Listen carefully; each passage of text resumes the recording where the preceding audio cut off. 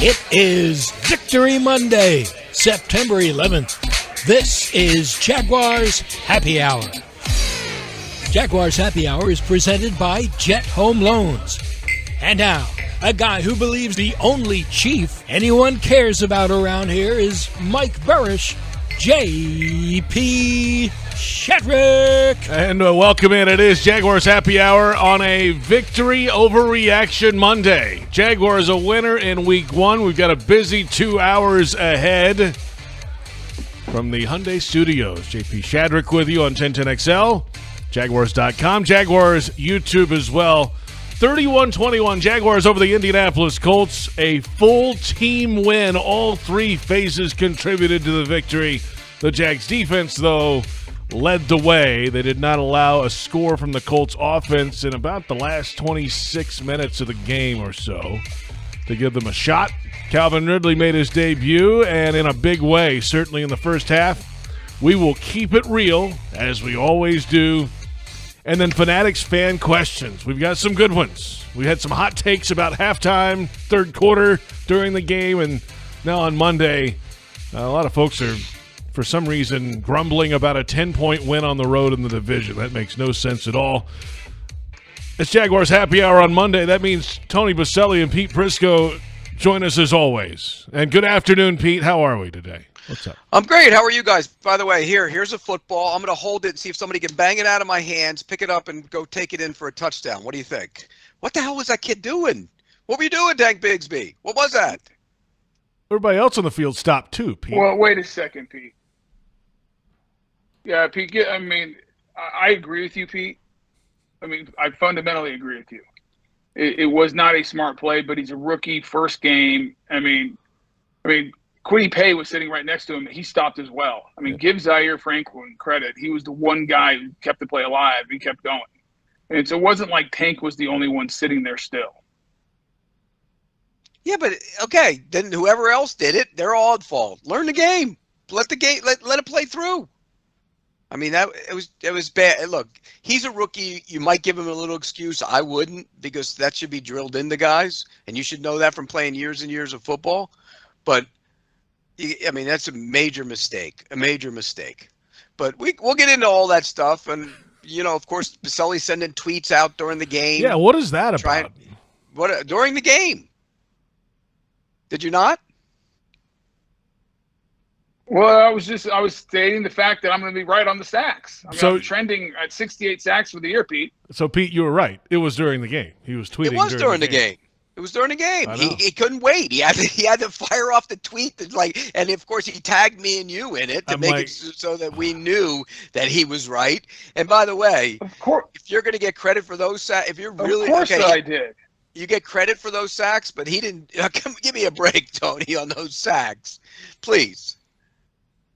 Sack's a sack, Pete. What are you talking about? You had 3 sacks a sack, buddy. Okay, one, he went to Cincinnati and around to go chase him down on the one sack. Okay, the second one, he knocked him out of bounds on a boot when he didn't get leverage and he let him get outside of him. And 3, he was in coverage on one of those sacks. He dropped in the coverage and he pushed him out of bounds. 3 sacks. It's 3. That is 3. It doesn't matter. They're sacks, Pete. It just goes to show you sometimes how at the end of the year. You're right. It goes to show you how sacks are misleading, because he did have really. By the way, I'm not taking away from him because he played really well and he did have pressures. Don't get me wrong. He got after the quarterback, but the sacks were the worst plays he had. Tony, if you were the right tackle, let me ask you this. Okay, you're an offensive lineman. You're the right tackle. The sack he was credited for, where he went around to Cincinnati and came around the other side and tackled him as he's moving in the pocket. Would you be mad about that, or would you blame the quarterback? Did you do your job? Yeah, I think yes, I would have said I did my job. I mean, you can't. I mean, at some point, if you're running him around the corner, there's nothing you can do about it if the quarterback breaks contain and he's sitting there. I mean, that's part of the game. It's still a sack, though. And Pete, I'm with you. I've said forever that sacks are a misleading statistic a lot of times because you can run a guy out of bounds for no gain and it's a sack. Like, did you really disrupt the play? No. So in essence, you're agreeing with me on his 3 sacks. I'm not disagreeing, or I'm agreeing with your point that it's a misleading statistic at times, but I'm not disagreeing. I'm not agreeing with you. You're not going to take away from your 68 that Right. you're predicting. Still now. counts apparently, and you got him on skates, Pete. Way to go. I do. You know me. You knew I was going to get. Once I saw that tweet, I'm like, what is he doing? You know where I am, guys. With the moon, it sounds like you're on the moon. You're like in Alaska somewhere. Where are you? Why is it not? Am I not coming in clearly? No. Are you going in? Not at all. And it's probably the best you've looked all year, I must say, Tony. As soon as it goes out, it's really good. Where are you? You look like are you in Canton for something? I'm in Canton. I'm at Firestone, Pete, in Akron at a charity golf tournament. Wow. Oh, those are the ones that I hear they just empty up the Brinks truck to pay to go to the Firestone. You'd think all the money in that place they'd get better internet. I'm here for the charity event. You think they'd have better internet in that place, Pete? I don't know. Did you play today? I played 9 holes and I had to quit after 9. It's still going on because of the show, and I will call back in post this next break, and I'll try it from my phone. It says I have full Wi-Fi, but it's obviously not coming in because I get about every other word that both of you say as well. Yeah, it's not very good, which means me mocking you the entire show won't have the same effect. Right. I'll still love it. The listeners will love it. However, Tony won't hear it. Hey, that's part of the deal there. We'll get to Tony again coming up in a little bit. Hey, offense cashed in those opportunities later, though, Pete. And, it was a struggle throughout the day. Both offenses on 3rd and 4th down. Oh, my gosh. Just couldn't figure it out and had issues different ways. And let's start with the Jaguars on offense, Pete. They, on a combined on 3rd down and 4th down in this game, 4 of 15, 3 of 12 on 3rd, 1 of 3 on 4th. They finally got the 4th down conversion on the go-ahead touchdown drive, the throw to Zay Jones. But, Doug Peterson said today, and actually let's hear him. Let's hear Doug Peterson, the Jaguars head coach, on those short yardage 3rd, 4th down situations yesterday. Nothing, out of the ordinary. We knew exactly where they were going to be defensively and just, execution.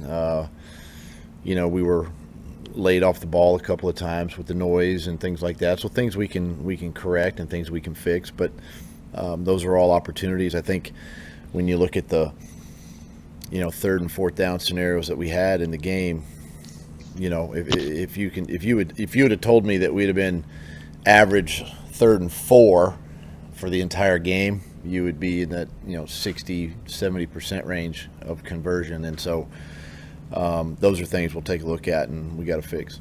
That's the head coach today and his day after press conference, available now on Jaguars.com. Pete, what do you make of the issues in the 3rd and 4th downs? Well, I think there was more than issues in 3rd and 4th down, by the way.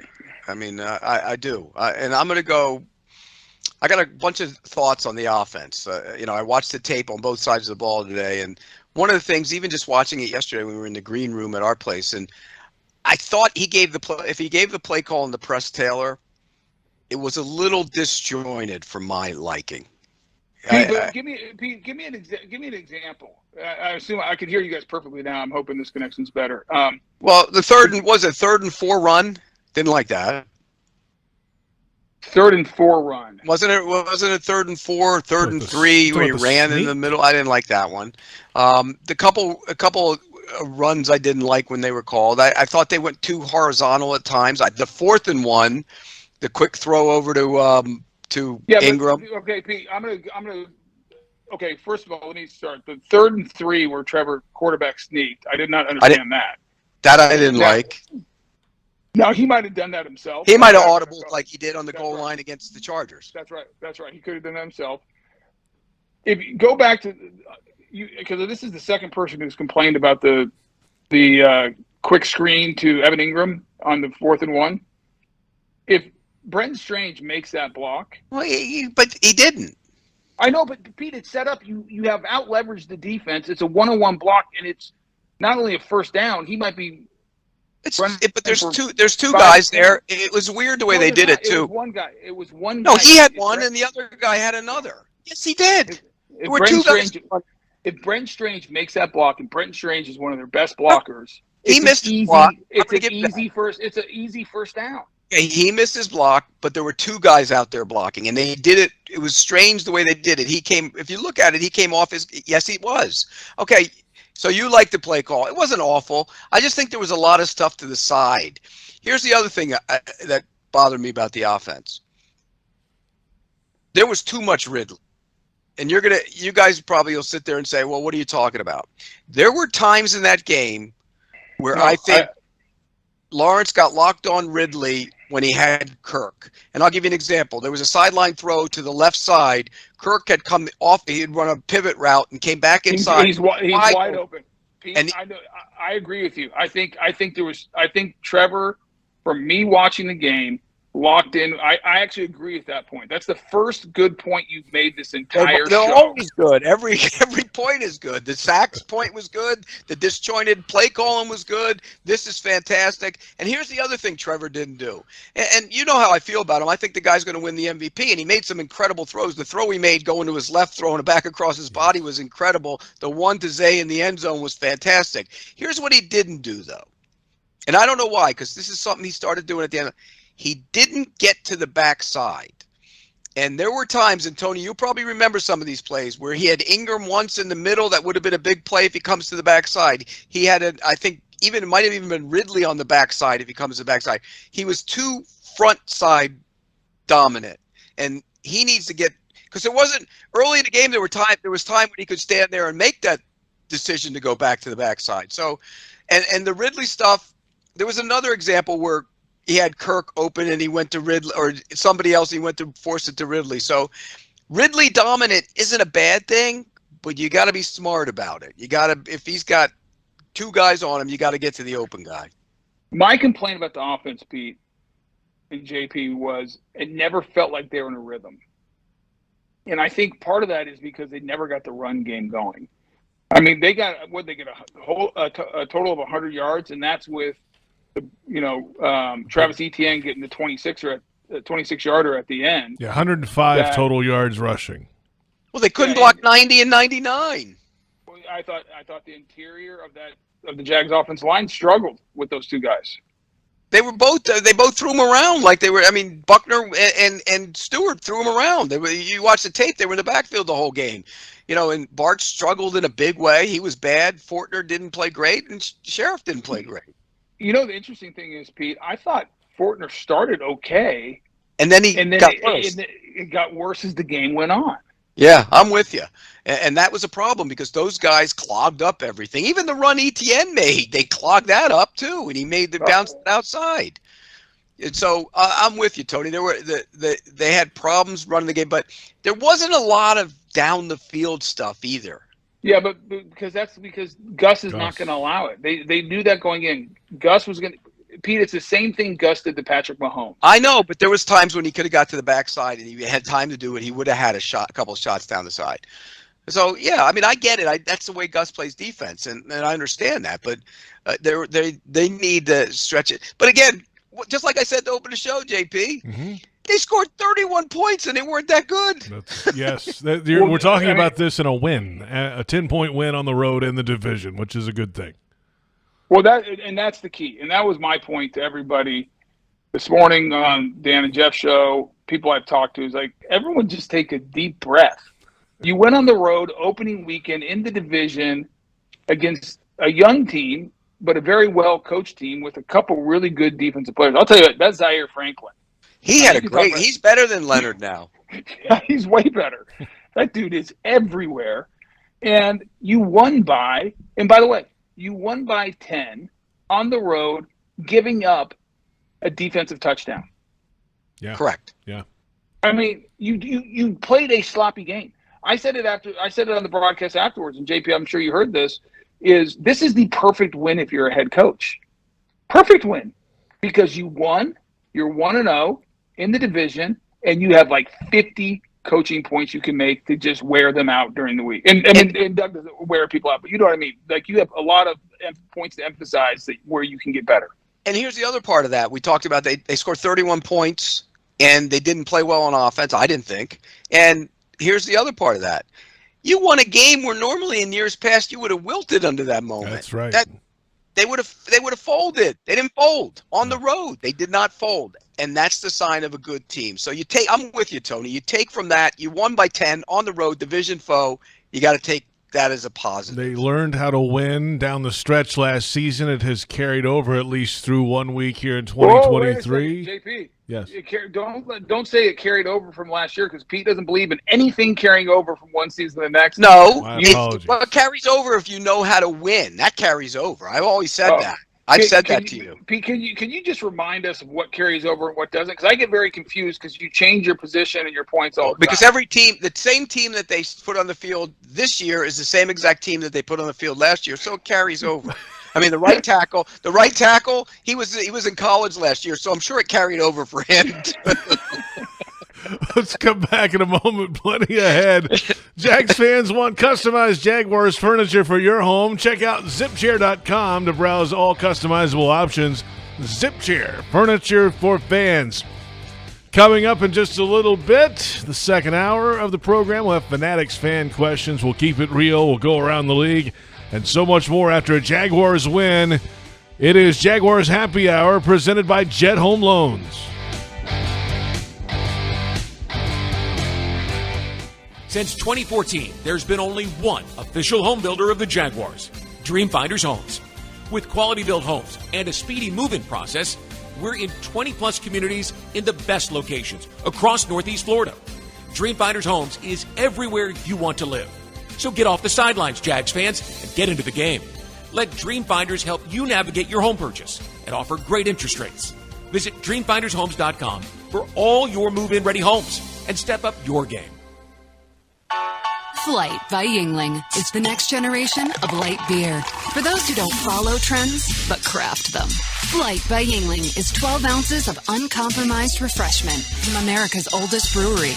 With only 2.6 grams of carbs and 95 calories, this is premium refreshment 6 generations in the making. Don't just raise a glass, raise the bar. Flight by Yuengling. Available wherever beer is sold. DG Yuengling & Son Incorporated, Pottsville, Pennsylvania. Please enjoy responsibly. When it comes to water, choose our team, the winning team. Choose CGC Water Treatment. CGC Water Treatment works, and it works for DG, too. Former Jags QB, David Garrard. If you're not filtering your water, you are the filter. Don't be the filter. Discover the Kinetico difference. Call CGC Water Treatment at 844-CGC-JAGS or visit cgcwater.com. CGC Water Treatment are proud partners of the Jacksonville Jaguars and your local independent Kinetico dealers.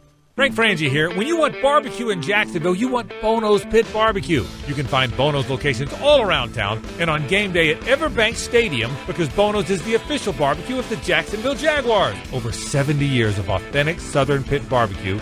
We are the local barbecue joint in BBQval for generations of people in Jacksonville. Go to bonosbarbecue.com to learn more or call 904-880-8310 today. And remember, if you don't see a pit, it ain't legit.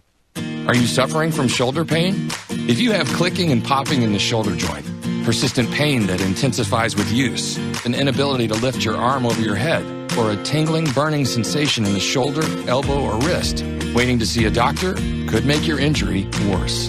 Baptist Health and Jacksonville Orthopedic Institute have innovative and effective treatment options available right now to relieve your pain and restore your mobility.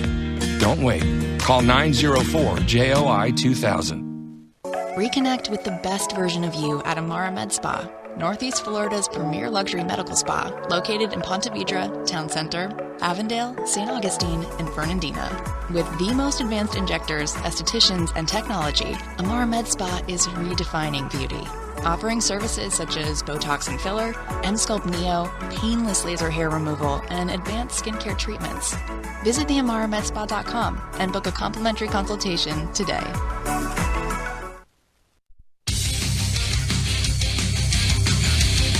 I thought some great things.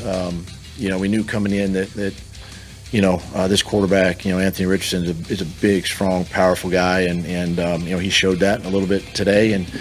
But I thought our defense really held in there, did a nice job in getting them off the field on third down. We kind of exchanged some fourth downs in the football game, which we have to get better at, and obviously none bigger than the goal line stand at the end of the game. But creating takeaways, we talk a lot about. They did that. And really kept us in this football game the whole day.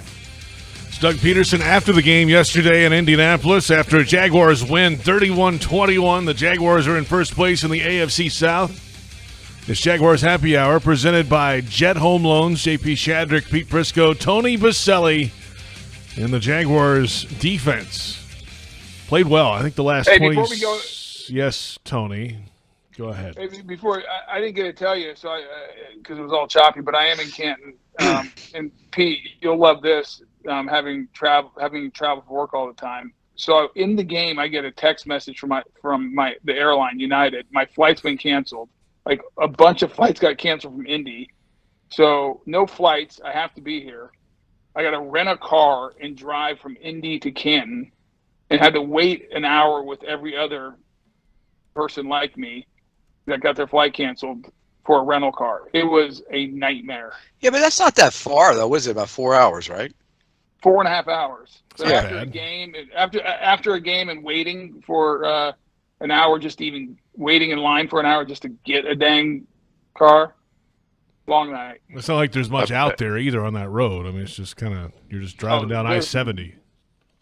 What do you drive? What'd you drive down through Cincinnati and then up?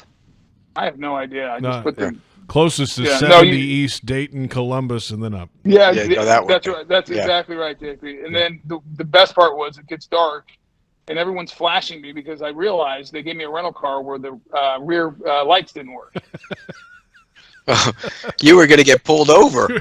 Danger to society. Yeah, but if you were close to Canton, you should have just pulled out your gold jacket and said, "Come on, leave it out cops, the window." I don't need this." Look, it was. Look what I got with me, my gold jacket. So, yeah, it was one of those nights of planes, trains, and automobiles, and not great. Been there, done that. That's for sure. Is the Firestone course in Canton? It's not in Canton, is it? It's in Akron, which is about 20 minutes away. It's north, yeah.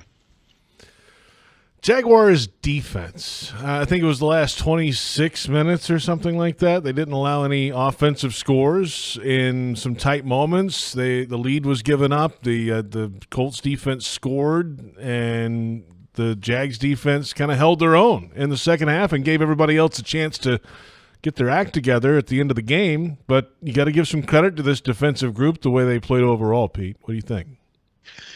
Yeah, I mean, there were some good things. Again, the sack number is a little bloated, but he did. I thought Josh Allen pressured the quarterback. I thought Trayvon Walker had a couple pressures as well. He got inside on one play, Tony, where he came up the field and came underneath the tackle, which I thought was a good sign. So yeah, I mean, they played well enough. I thought the interior guys did some good things. Ledbetter made a couple plays when he went in the game, which, for a guy that might not have made the team, if guys were healthy, he did some good things. Fotokasi was okay. Roy Robertson-Harris was kind of quiet. Didn't you think? Yeah, but I think part of it too, though, Pete, with the rush, you got to realize, I think they were being very disciplined in the rush. And so if you watch a lot of their rushes, they were trying to do kind of a mush rush to keep Anthony Richardson in the pocket. Yeah. And so that's why I have no issues. Yeah, were they pure, highlight reel sacks by Trayvon or Josh? No, but they were good football plays. They were disciplined rushes. And I thought Josh especially was all over the field.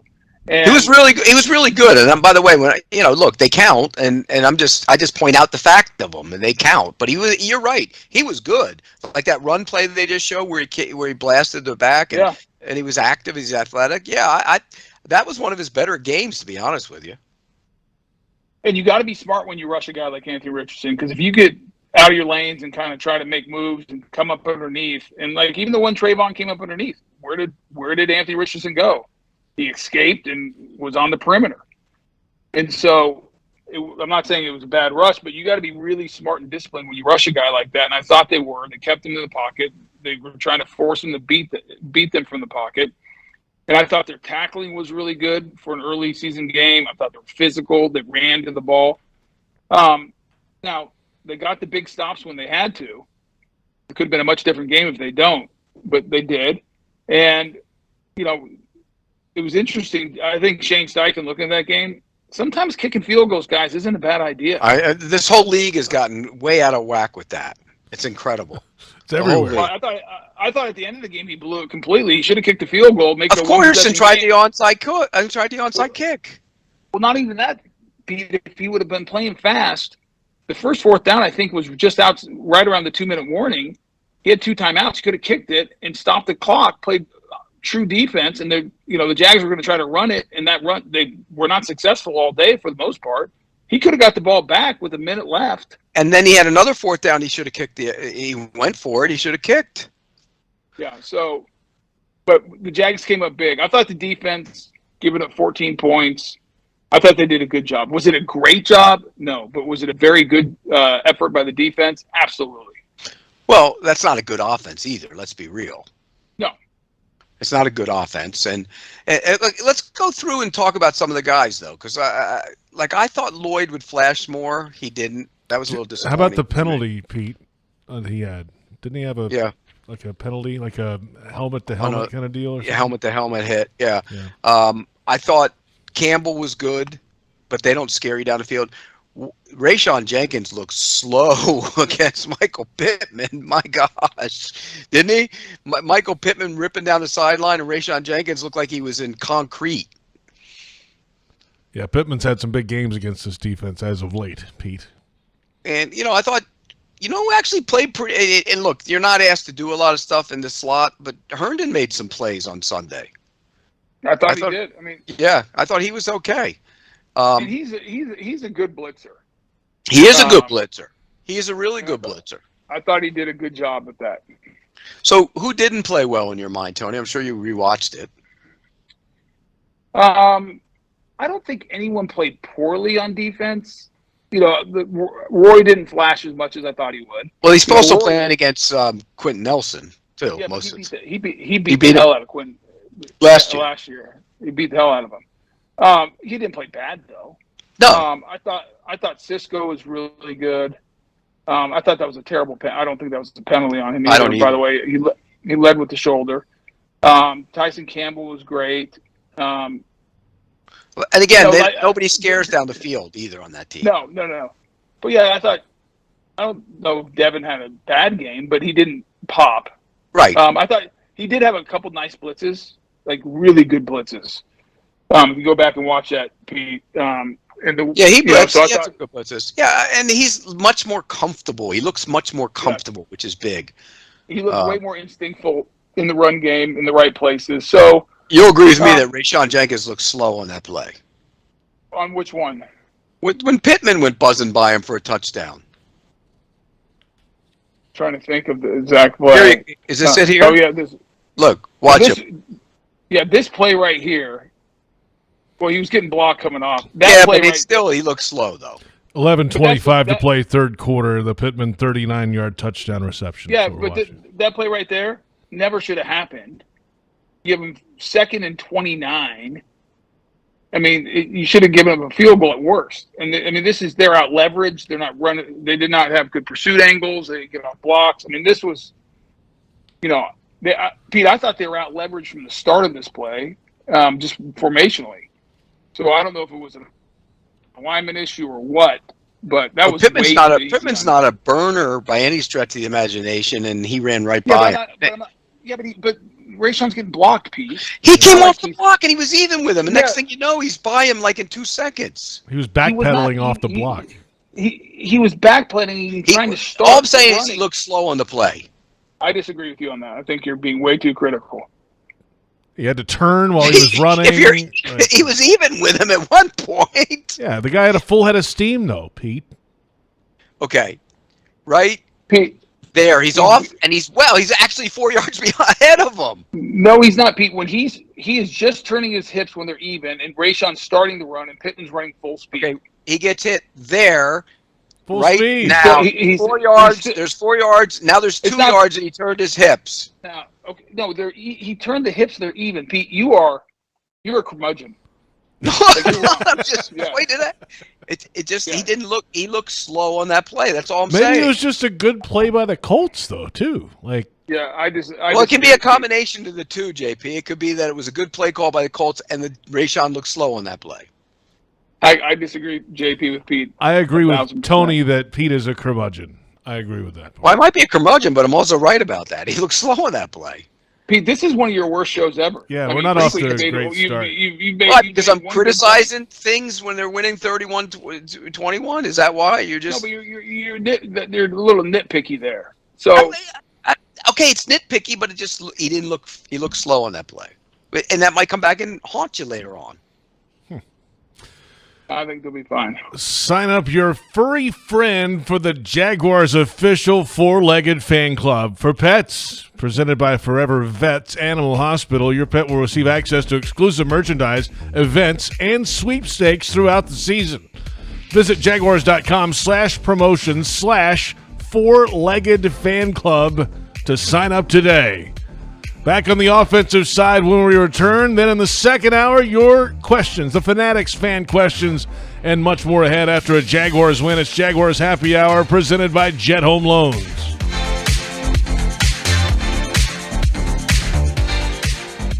Since 2014, there's been only one official home builder of the Jaguars, Dreamfinders Homes. With quality-built homes and a speedy move-in process, we're in 20-plus communities in the best locations across Northeast Florida. Dreamfinders Homes is everywhere you want to live. So get off the sidelines, Jags fans, and get into the game. Let Dreamfinders help you navigate your home purchase and offer great interest rates. Visit DreamfindersHomes.com for all your move-in ready homes and step up your game. Are you ready to elevate your tailgate experience, Jaguars fans? Citrus Distillers, a proud partner of the Jacksonville Jaguars, is excited to announce the 2023 Jaguars Limited Edition Whiskey Bottle. Now available at Total Wine and other participating retailers. Elevate your tailgate experience, Jaguars fans. The 2023 Jaguars Limited Edition Whiskey Bottle. Duval! Tackle your marketing needs with Kessler Creative. Providing direct mail services for more than a decade, Kessler has a wide range of services from small mailers to large banners and signs. Draft Kessler as your first pick to receive the best targeted mail list. Elevate your business and be on the winning team with Kessler Creative.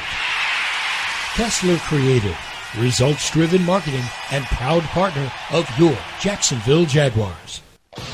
Jaguars fans are gearing up and saving big at Fanatics.com, the world's largest collection of officially licensed fan gear from all the leagues, teams, and Jaguars players you love. Shop the most trusted brands, exclusive designs by Fanatics, and autographed collectibles from today's biggest stars. Join Fanatics Rewards today and earn fan cash on every purchase. Shop now and get today's special offer. Fanatics.com, officially licensed everything. Hey Jags fans, stop dreaming of creating your game day fan cave and build the Jaguars den of your dreams with ZipChair. When it comes to maximum comfort, ZipChair.com is the only place for officially licensed Jaguars recliners, sofas, bar stools, office and gaming chairs, all featuring high quality embroidered Jags logos. Crack open a few cold ones in the comfort of a ZipChair and make your home the place to be on game day. Head over to ZipChair.com and save 20% today. Use code JagsRadio at checkout. ZipChair.com, furniture for fans. Daly's Dash is not only your Jaguars game day stop, but a great place to grab a meal any day of the week. To honor the Jags and the fans, we've crafted the Duval Sub. The Duval comes with freshly sliced turkey, ham, melted cheddar, and habanero jack cheese, topped with crisp lettuce, fresh tomatoes, and a double portion of our secret sauce, all served on a fresh roll. Come by your local's Daly's Dash today to get your delicious Duval Sub. Daly's is the official convenience store sponsor of the Jacksonville Jaguars.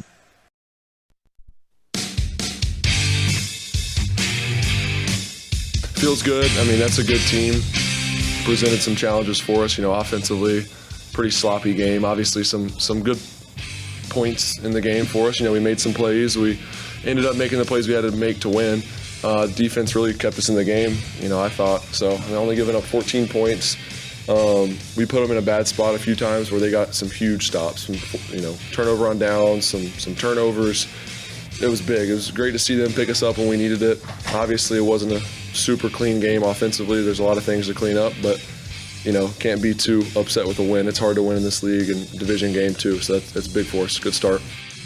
Welcome back. It's Jaguars Happy Hour on Monday. That's the quarterback, Trevor Lawrence. JP Shadrick from the Hyundai Studios at the Miller Electric Center, getting pummeled by rain and thunder and lightning right now. It sounds like, at least. Pete Prisco, Tony Boselli. After a Jaguars win 31-21 over the Indianapolis Colts, we're on 1010XL AM, Jaguars.com, Jaguars YouTube. Glad you're with us today. And, Trevor's performance, 24 of 32 passing, 241 yards, 2 touchdown passes, 1 interception, hit off Bigsby's hands. And, 103 rating and change. Efficient day, Pete, for the most part, right?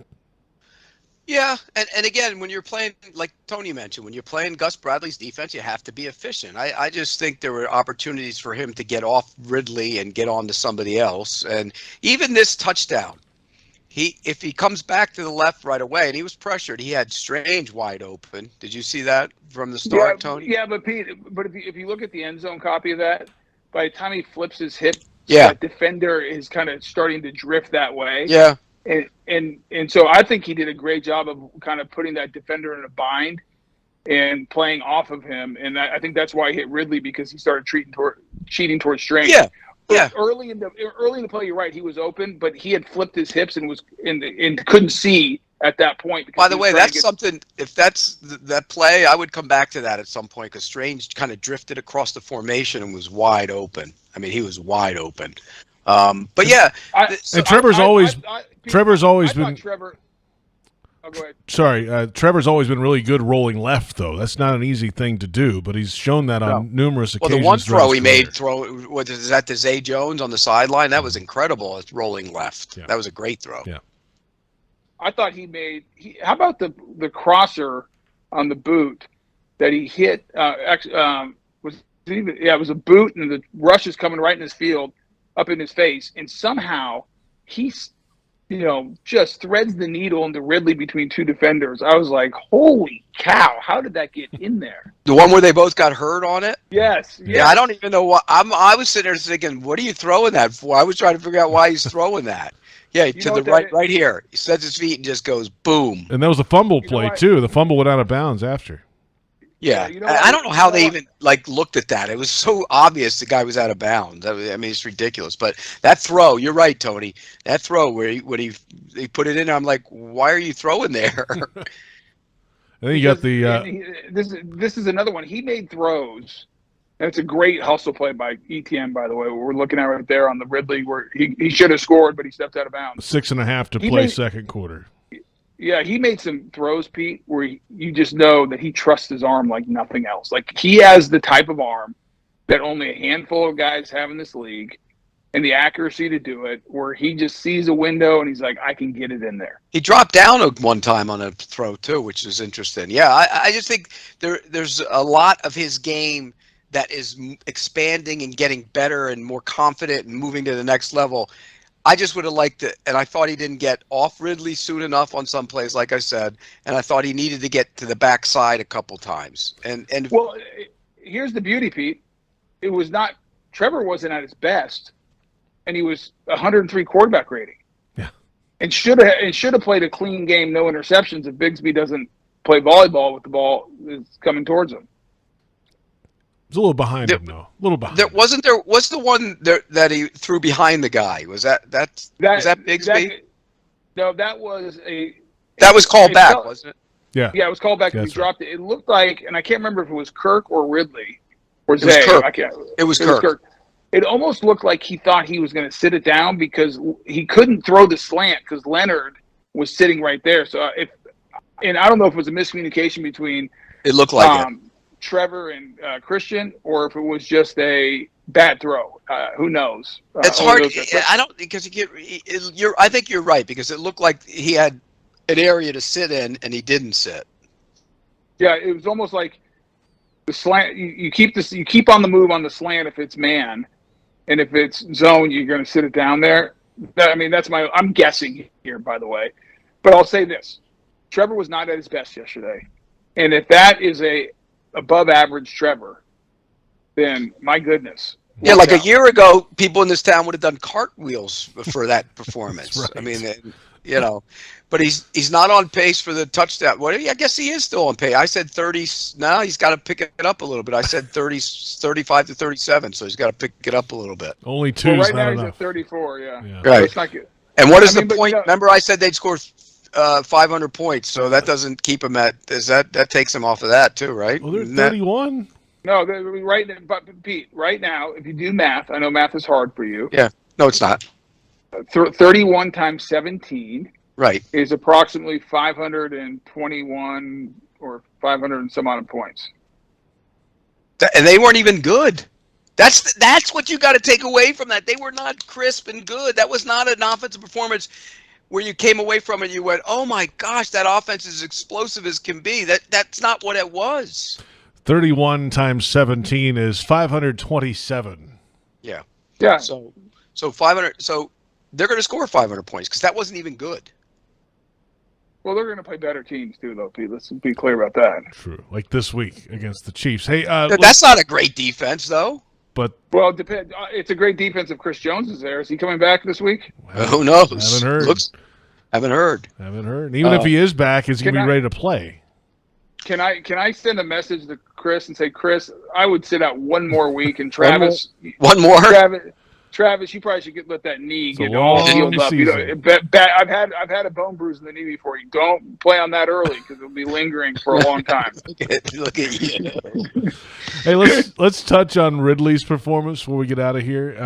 11 targets, 8 catches, 101, and the touchdown. But most of that in the first half. What changed in the second half? Did they cover him different? What happened? Hard to say. I mean, Pete, you tell me. I didn't think they carved. There were times where he had 2 guys on him though, and yeah. So over the top. I mean, after the first half, I thought he was going to have 200. I thought it was going to be a Tyreek Hill day. The way it was going, I think more than anything, JP, there was a time there in the third quarter they weren't on it didn't feel like they were on the field very much. Yeah, it was very choppy. Like they never got in a rhythm. Yeah. That's what I thought. Disjointed, not crisp. Any other kind of phrase you want for it. It just never looked like it was. I mean, this is the one where he spun out and went down the sidelines. Is just a great individual play. Yeah, that's a good point, Tony, because they had the field goal they made to make it 17-14. The next possessions are 4 and out, turnover on downs. The fumble play, which didn't take long. Another 3 and out. And a 4 and give it over on downs again. Those are the next possessions. So they weren't on the field. They only had 11 plays, like 11 or 12 plays in the third quarter.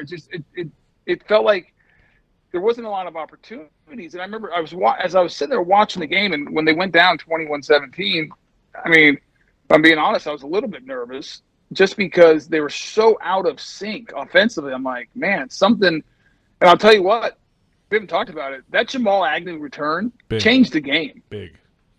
Because they were going to get the ball. That ball was bouncing. It was going to be inside the 10. He picks it up off the bounce, and then you see the speed. Why he's one of the fastest guys in the NFL. He just basically outruns everybody to the corner.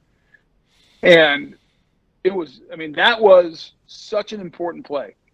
He gets at the 5. Yep, that's impressive. Here he goes. Good luck. You're not going to catch him, guys. Good play by Darius Williams not to crack back on that guy either. That was a good block. Yeah, smart football.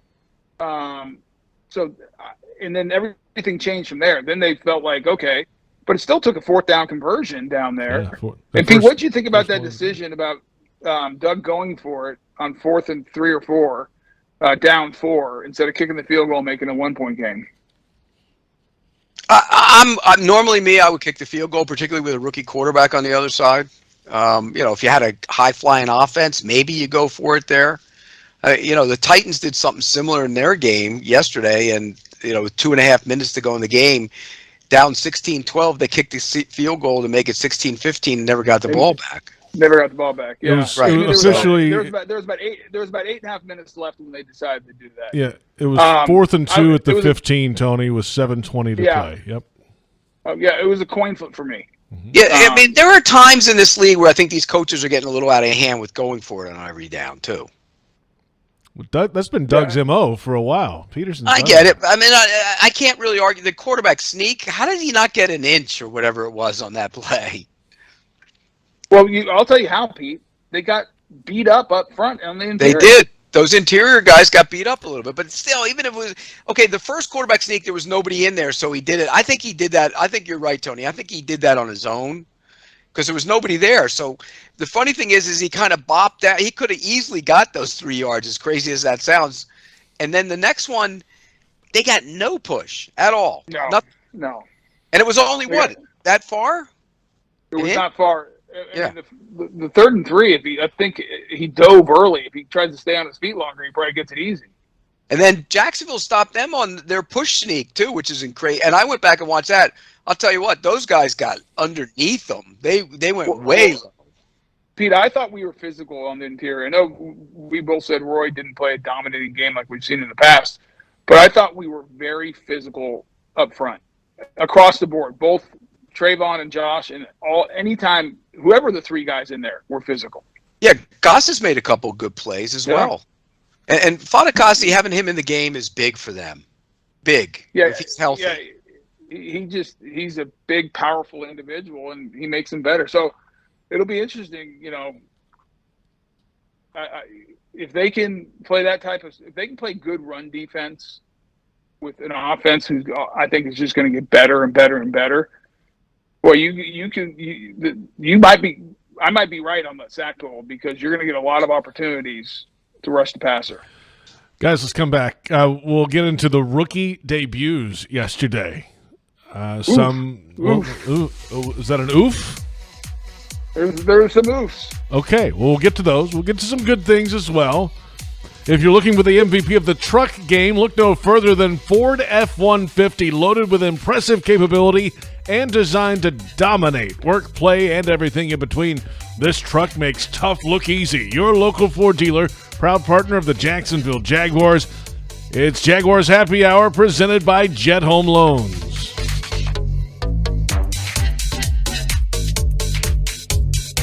Since 2014, there's been only one official home builder of the Jaguars, Dreamfinders Homes. With quality-built homes and a speedy move-in process, we're in 20-plus communities in the best locations across Northeast Florida. Dreamfinders Homes is everywhere you want to live. So get off the sidelines, Jags fans, and get into the game. Let Dreamfinders help you navigate your home purchase and offer great interest rates. Visit DreamfindersHomes.com for all your move-in ready homes and step up your game. Your hometown gate now has more ways to save. Introducing My Gate Rewards, a new loyalty program with member-exclusive savings and fuel discounts. Earn points on in-store purchases, take advantage of special offers, and save on products you love. Score free coffee, fountain drinks, pizza, and soft serve with Gates frequent shopper clubs. Then use your points on savings at the pump. Download the My Gate Rewards app in the App Store today or ask a store associate for more information. Go from good to Gate. It's time for sunshine and summer showers, so it's more important than ever to make sure you call Crystal Clean for all your waterproofing needs. Waterproofing can extend the life of your building by keeping water outside where it belongs. And that Florida sun can beat up your business's paint job. Crystal Clean's painting services can bring your building back to life. From waterproofing to painting, schedule Crystal Clean today. Call 904-220-3337 or go to crystalclean.com. You don't have to worry when it's Crystal Clean. As the official supermarket of the Jacksonville Jaguars, Publix is helping fans gear up for game day with the limited-time Jaguars sub. Piled high with hot deli chicken tenders, boar's head bacon, cheddar cheese, coleslaw, and barbecue mayonnaise on a white sub roll. The Jaguars sub is an easy, delicious meal for any fan. Make it an ultimate game day by ordering the Jaguars sub online for in-store pickup. Publix, where shopping is a pleasure. Hello, I'm Dan Fields. If you're in the market for a full-size 8-passenger SUV, look no further than the Defender 130. And with the Defender 90, the 110, and this 130, there's luxury in the right size for everyone. Right, Sammy? Plus, when you buy or lease from Land Rover Jacksonville, you'll become a member of the Fields Amenities program with complimentary loaners, car washes, our cafe, and much more, all at no charge.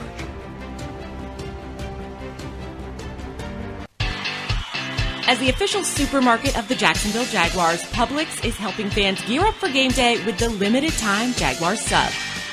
Piled high with hot deli chicken tenders, boar's head bacon, cheddar cheese, coleslaw, and barbecue mayonnaise on a white sub roll. The Jaguars sub is an easy, delicious meal for any fan. Make it an ultimate game day by ordering the Jaguars sub online for in-store pickup. Publix, where shopping is a pleasure.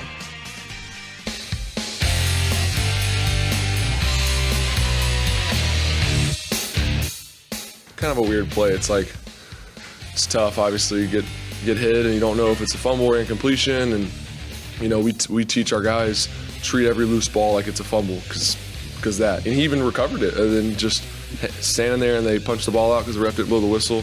So that's a crazy play and one to learn from. It's a shame having to a rookie because that would have been a tough play for anyone, really. You recover it and then you end up getting it punched out. So, yeah, just you learn from it, you move on, and that just shows the faith that we have in him to put the ball back in his hands there and, you know, to give us that big touchdown to go up 10 at the end. So that's quarterback Trevor Lawrence discussing that wild sack fumble play recovered by Bigsby, no whistle, punched out by Zaire Franklin, and then Buckner, who forced the first fumble, recovered the second fumble and returned it 26 yards for a touchdown. The go-ahead score for Indy at that point.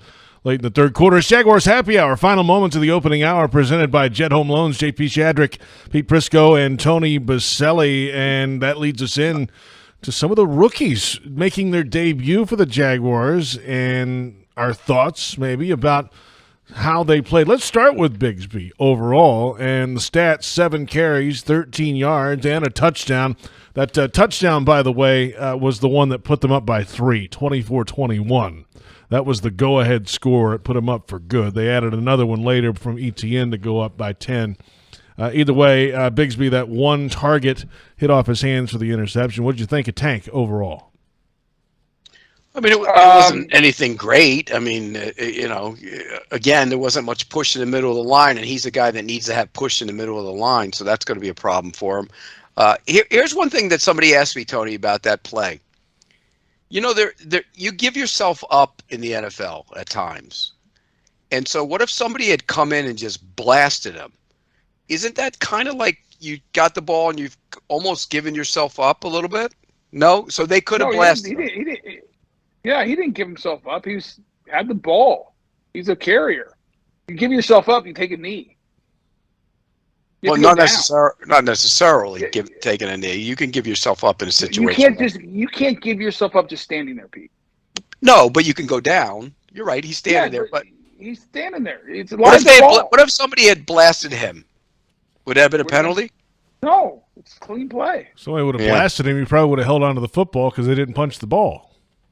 Yeah, I look. He's going to become more aware of that. It was okay for him the day that you're not going to look. He's been around football long enough. He should know that to play through the whistle or keep going. But do you think he was run? I mean, the guard's not getting any push in the center. That hurt him in a big way. Yeah, I don't think he was dynamic in the run game, but I'm not going to put that on him. There was nothing special in the run game. We say that. No. But you know what? You got to have an offensive line to block for you. But he didn't. Now the flip side of that is ETN. On the 26-yarder, there was no blocking on the interior as well, and he made a great bounce to the outside and used the speed to get outside. That was a great run. I mean, it wasn't – listen, he was – ultimately he's responsible for the turnover because he's holding the ball and it ends up being a fumble and 2 fumbles on the play. Trevor fumbled and then he fumbled as well. And then the interception. And then the interception, I mean, I know the ball was a little bit behind them, but you're an NFL player. You got to catch that. Hey, how did Anton Harrison play at right tackle? Hold on, I want to look at this play. Am I wrong that he? It was a bad throw, right? I get that. Go back to it. Let me see it again. Pete, watch this.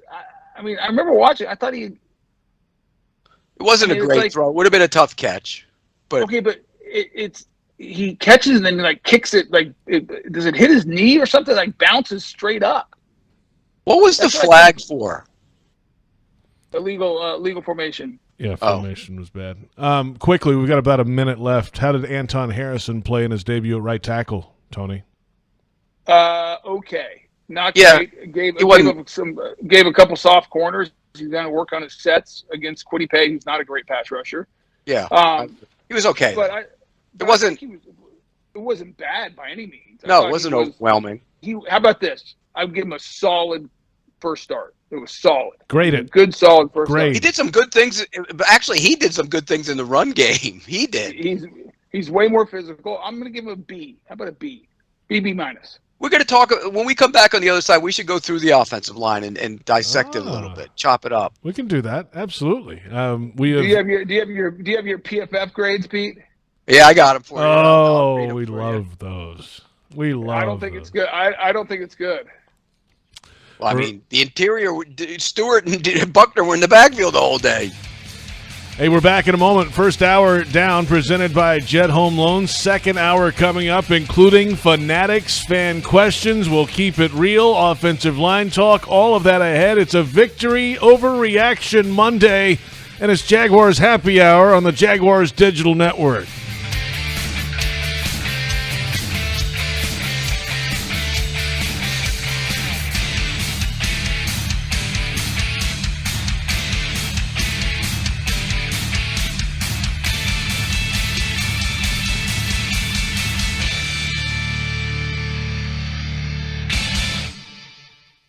Since 2014, there's been only one official home builder of the Jaguars, Dreamfinders Homes. With quality-built homes and a speedy move-in process, we're in 20-plus communities in the best locations across Northeast Florida. Dreamfinders Homes is everywhere you want to live. So get off the sidelines, Jags fans, and get into the game. Let Dreamfinders help you navigate your home purchase and offer great interest rates.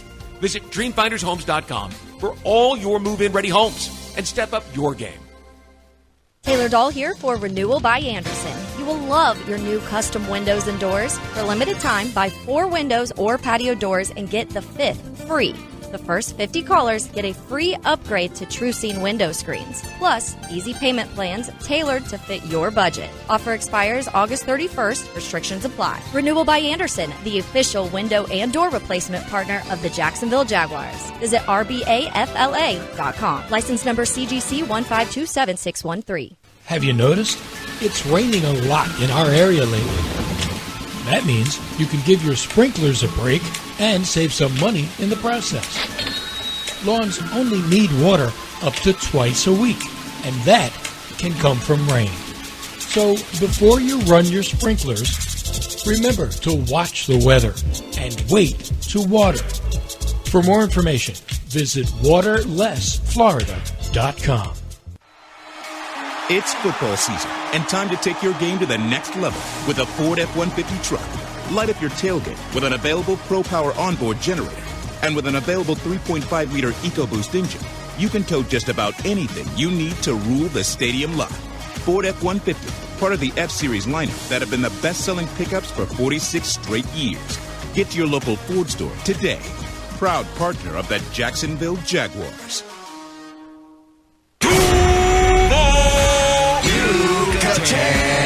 Everyone wins when 2 great traditions team up. Yucatan Guacamole is a proud partner of the Jacksonville Jaguars. Our authentic guacamole recipe starts with hand-scooped avocados and ends up in your hands fresh and ready to enjoy. Grab some on game day at the Yucatan Cantina or Yucatan nacho carts around the stadium or at local retail stores. Sack your snack game with Yucatan Guacamole.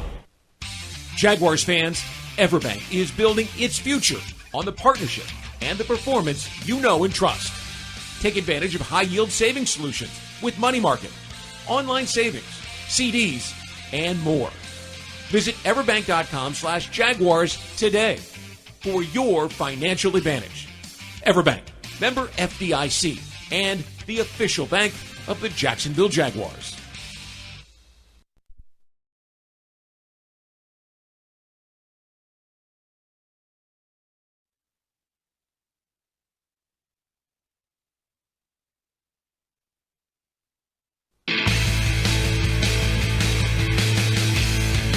I think it's going to be everything. I know it's an early start, but it might be a little bit warm. But we'd love to have a full crowd. It's anytime you start your season at home with the defending Super Bowl champions, it's exciting. It's exciting for us and as a team, and obviously for our fans. And expect a full crowd, and just looking forward to Sunday.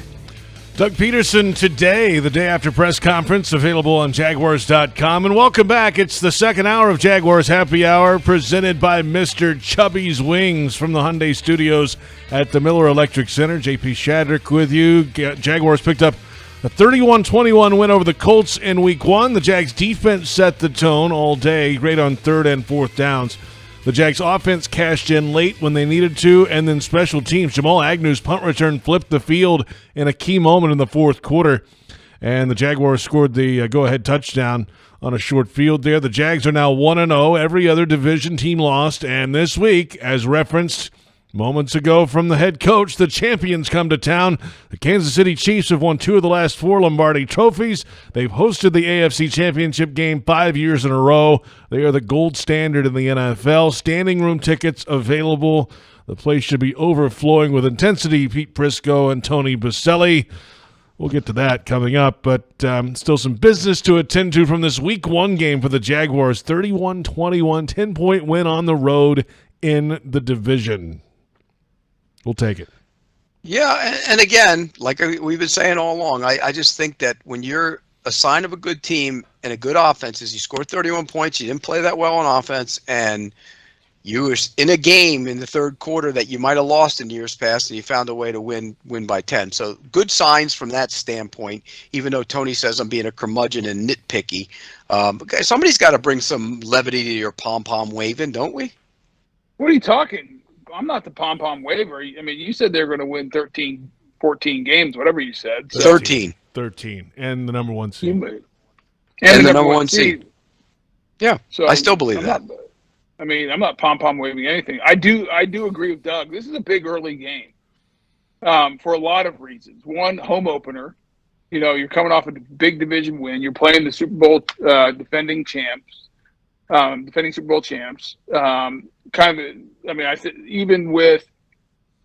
Even with them losing opening night in Kansas City, now they were down with their, they didn't have their best 2 non-quarterback players on the team, and their receivers are not the same after losing Juju Smith-Schuster and Hardman off last year's team. But they still have Patrick Mahomes. They're still coached by Andy Reid. They're still dang good, and I still think most people feel like the AFC goes through Kansas City until somebody replaces them in the Super Bowl on a consistent basis. Now Cincinnati did 2 years ago, but still it's Patrick Mahomes and everyone's. Was it 3 of the last 4 years for them, right? Yeah. Yeah, and so they're coming to your place. If you can make them 0-2 and you're 2-0, you have the tiebreaker head-to-head with them if it comes to seedings, where the playoff seedings late in the year. And it sets the tone also of kind of your position in the AFC. Now, if you lose, it's not the end of the world. And if you win, it doesn't mean you're going to the Super Bowl. I'll go back to 2018, Week 2, when the Patriots came to town, defending Super Bowl champs. They had lost the Super Bowl to Philly, but had beaten us in the AFC title game. And you remember we blew the doors off them here, and everyone thought, we had arrived. And we ended up winning 5 games that year. And so, either way, you can't get 2 up or 2 down regardless of the outcome. But it's still it's home opener. You want the crowd crazy. You want to set the tone. And trust me, people will be talking about this game on SportsCenter. And the Jaguars and Trevor Lawrence go beat Patrick Mahomes and the Chiefs.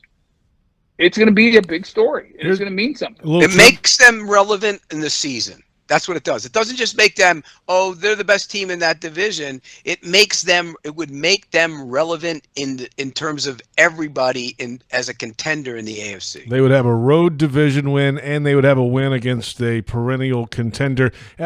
Some trivia. Pete, when was the last time the Chiefs were 0-2?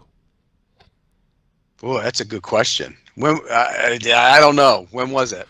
2014, Alex Smith was the quarterback. Doug Peterson was the offensive coordinator. Patrick Mahomes was a freshman at Texas Tech that year. They finished 9-7. Right. But yeah, they're staring. I mean, they're favoring the game, by the way, but they're staring 0-2 in the face. If they don't, I mean, and what's the weather supposed to be like? Because I keep saying that it's hot and it's going to be brutal for them, and they keep saying, people say, oh, it's hot in Kansas City too when they practice. Yeah, it might have been. It ain't like it's in Jacksonville. I can promise you that. Right now, 6 days out, it's looking like high 80s, sunny. So not too bad. Not too it won't bad. be that bad. Not too bad. No, not too bad at all. But again, I'm with Tony. It's you got to wait at least to October to start really feeling these teams out, and so you can't really. But from a big game standpoint, this is it from a relevant standpoint, which is why, Tony, you're right. If they lose, it's not the end of the world. But if they win, then all of a sudden people start saying you're a contender a real legitimate contender in the AFC. That's the difference. And you know what? Quite frankly, the Chiefs' defense was darn good last week, even though they only gave up 14 points, right? Or wasn't it? Or it was 21. Oh yeah, because it was a defense. Was there a defensive score? Right, it was a defensive touchdown. That's right. Yeah, no, I thought the defense played well with no Chris Jones last week against the Lions. So I mean, it's not going to be an easy game. I mean, it's going to be a tough game, and if they get Chris Jones and Kelsey back, it just makes it that much harder. How much is an advantage of the time off, Tony, as a player? Even though it's early in the season, you get those extra days for not just the guys who might be back, but for the guys that play. It's not that big a deal, is it? This time of the year? I don't think that early. It's all that huge, Pete. To be honest with you. So that's another good little part of the schedule. Then that if that was like in week 9, that would be a major advantage for them. Yeah, I agree with that. I agree with 100%. So it's set up this week. The game presented by Everbank, the Chiefs and the Jaguars at Everbank Stadium. They're putting in the new signs today, by the way, on the scoreboards. The Everbank signs? Is that what they are? Yeah. Wait, so you said it's standing room only? That place should have the same feel as the Chargers playoff game. Could be something. Could be something special. Listen, I mean, that'd be good. But should. No, I think it should. In my mind, defending the Jaguar champs. fans should have the same. That should be the same feel of the Chargers. Okay, it's not a playoff game, but it's if you're building to that kind of thing when good teams, particularly when good teams come in, that's what it should feel like. And from everything and my brother actually went to the game in the Chargers playoff game. He flew in for it, and he told me. He said it was as loud as it's ever been, even back to the days with the when you guys were playing in the playoffs, Tony. It was rocking. Both that Titan game and Charger game, back-to-back weeks, was rocking. So it needs to be that way. And look, you just give them a little taste of their medicine, like they give everybody else when you go there, like they gave them last year when they went there in the postseason. Make it like it's that for them. So yeah, Tony, it's in the grand scheme of things. If you lost the game, it's not that big a deal. But I think from a national relevance standpoint, it is a big deal from that standpoint. Well, and you still have a young team, young quarterback. I mean, and listen, they went up to the Chiefs last year and showed well. Didn't get the win, but showed well. Had a chance late to really do some quarterback got damage. No, I know, but I'm still. It was a back and forth. It was a good game, Pete. Is my point. Yeah, they moved the ball. But you still didn't beat them. The point I was trying to make. It's great that you played close and you showed well, but you didn't win. No. And you got to go beat that team. You got to go beat the champs. But here's the difference between this one and you always reference that 18 game when they pounded the Patriots. This team has Trevor Lawrence. That's the difference. I agree. And Pete, I think it's a big game for just Trevor as an individual too. And I always laugh at this as a player.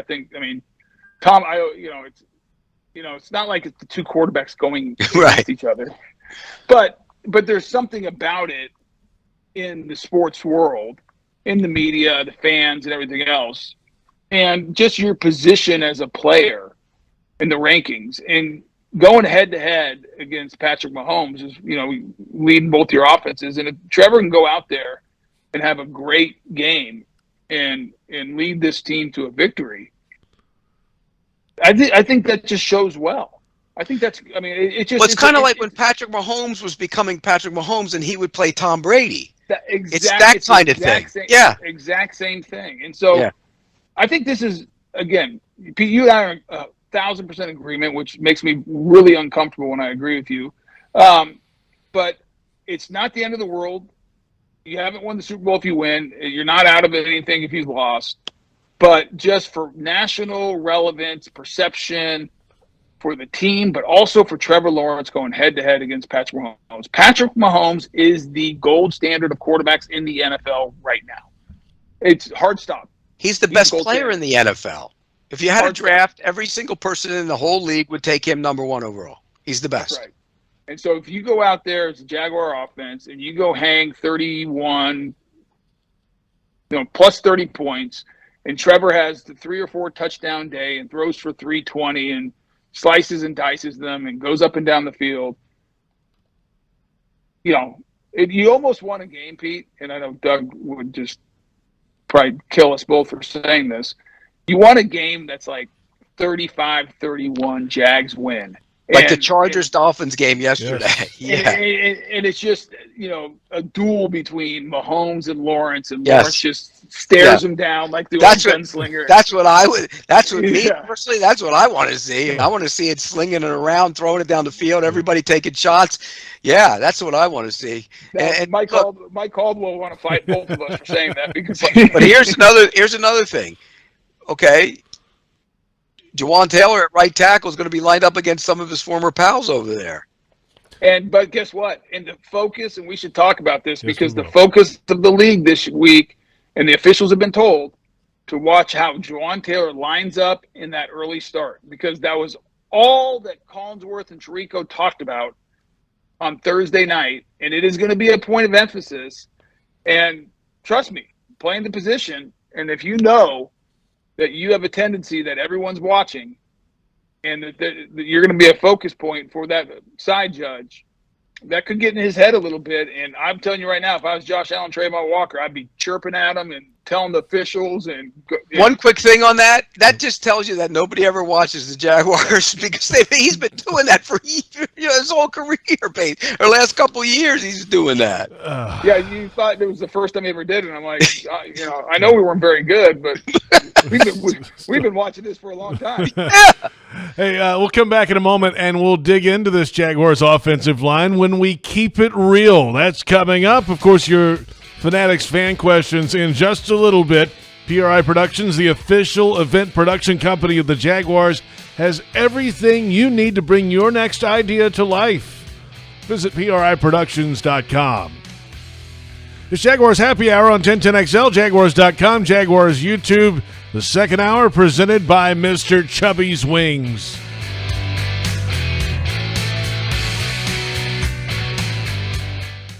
Mr. Chubby's Wings is a whole lot more than just wings. Craving the ultimate game day experience? Look no further. Swing by Mr. Chubby's and indulge in the biggest and best wings in town, all while soaking up the lively atmosphere with fellow sports fans. With plenty of game day specials and locations on the West Side, Fleming Island, Ponte Vedra Beach, and new this season, Everbank Stadium, they're here for all your game day needs. Mr. Chubby's Wings is a proud partner of the Jacksonville Jaguars. Mr. Chubby's Wings, before the game, after the game, and during the game. It's football season and time to take your game to the next level with a Ford F-150 truck. Light up your tailgate with an available Pro Power onboard generator. And with an available 3.5-liter EcoBoost engine, you can tow just about anything you need to rule the stadium lot. Ford F-150, part of the F-Series lineup that have been the best-selling pickups for 46 straight years. Get to your local Ford store today. Proud partner of the Jacksonville Jaguars.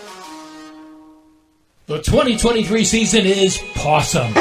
Introducing the Four-Legged Fan Club, the Jaguars' official fan club for pets. Presented by Forever Vets Animal Hospital, your furry friend can access exclusive merchandise, events, and sweepstakes throughout the season. Fan club members will be automatically entered to win the Pet of the Game sweepstakes with 2 Jags tickets and sideline passes for pet owners and a chance for your pet to be featured on the video boards as Pet of the Game. Visit Jaguars.com/promotions/Four-Legged Fan Club to sign up. Ever wish you could make your Mondays go a little smoother? Here's a pro tip. Order online to dodge the line and kick off your week with free Coffee Mondays. Every Monday through October 30th, Dunkin' Rewards members can get a free medium hot or iced coffee with any purchase. And you get to earn points to spend on even more free Dunkin'. Not a member? Join Dunkin' Rewards on the app and get even more Dunkin' deals. Nothing beats Dunkin' Rewards. Jaguars run on Dunkin'. Limit 1 per member per Monday. Additional charges and terms may apply. Exclusions may apply. Participation may vary. Limited time offer. In partnership with Firehouse Subs Public Safety Foundation, any Jaguars ticket holders who are unable to attend a Jaguars home game can donate their future tickets to a Jacksonville area first responder. Visit jaguars.com/members and click Manage Account. Sign into your account and click Manage Tickets and Parking. Select the game tickets, click on the More button, and then choose to donate to the Firehouse Subs Public Safety Foundation. Firehouse Subs is dedicated to impacting the life-saving capabilities and the lives of local heroes and communities. For more information, visit firehousesubsfoundation.org. It's time for sunshine and summer showers, so it's more important than ever to make sure you call Crystal Clean for all your waterproofing needs. Waterproofing can extend the life of your building by keeping water outside where it belongs. And that Florida sun can beat up your business's paint job. Crystal Clean's painting services can bring your building back to life. From waterproofing to painting, schedule Crystal Clean today. Call 904-220-3337 or go to crystalclean.com. You don't have to worry when it's crystal clean.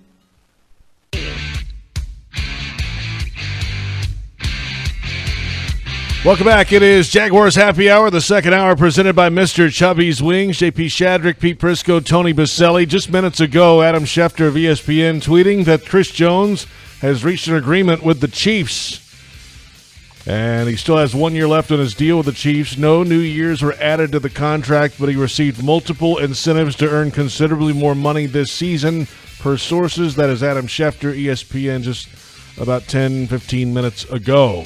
The question Why would he sign Well, that deal? because I guarantee you something is in that deal, Pete, that they cannot franchise him next year. So he'll be an unrestricted free agent next year. Or they said, okay, do this now, and we're going to give you the mega deal in a little bit. No? No, because as a player, I mean, you want to. I mean, he held out long enough, and so my guess is there's something in there that allows him to be an unrestricted free agent next year. That'd be my guess. I don't know that.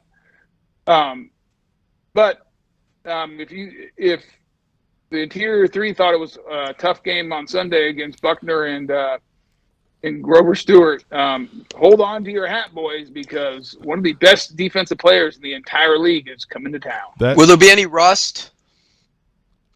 I don't think for a guy like that. I mean, everything I've read, Pete, is that he's been in shape and working out. I saw him the other day. He was doing a charity thing. He looks lean almost, like he's in great shape.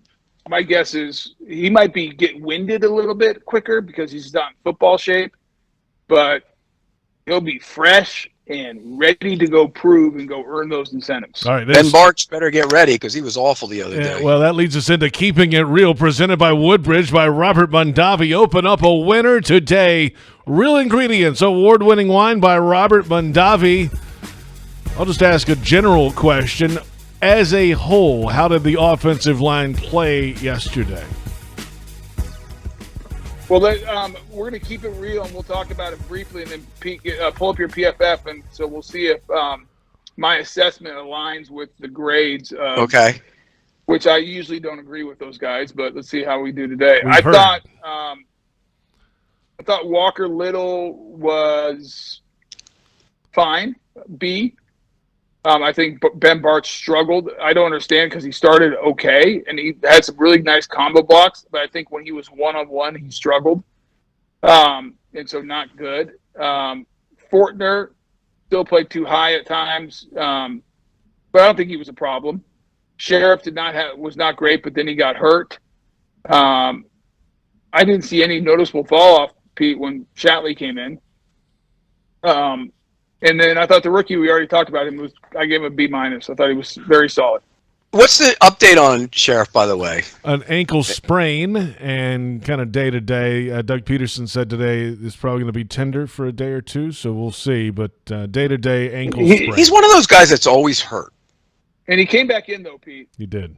Yeah, I know he came back in, and then he went back out again, though. Yes. Yeah, I think. I mean, that's what I said when we were watching the game, and I said all the theatrics they were lining up like he was half like lost his leg in a car wreck, and then they took him off on a cart. And next thing you know, he's back in the game. I'm like, what are we doing here, Tony? Back in your day, they would have scraped you up and said, "Get off." Am I wrong? Look, he doesn't want to say. He doesn't want to say anything. He leaves me out on an island. Yeah, I mean, he is a veteran player. Sheriff's a tough guy. Yeah, he is a tough guy. I mean, he played what he played for that stomach injury last year. Yeah, that's not easy. He's a tough guy. He's a tough guy. He'll be out there. Look, I don't even know if he was part of the theatrics. They might have made him do it, but come on, that was you would have thought that his leg was lost. Well, I was surprised. I was pleasantly surprised that he came back in, because when it happened and the reaction of everybody, I was like, "Uh-oh, this could be a bad one." And so I was happy that it was an ankle, it wasn't a knee, and so that's the positive. All right, let's go through some of these grades. Ready? Yes. Yep. Who was the worst starter in pass protection? Ben Barch. Bingo. Who was the second worst?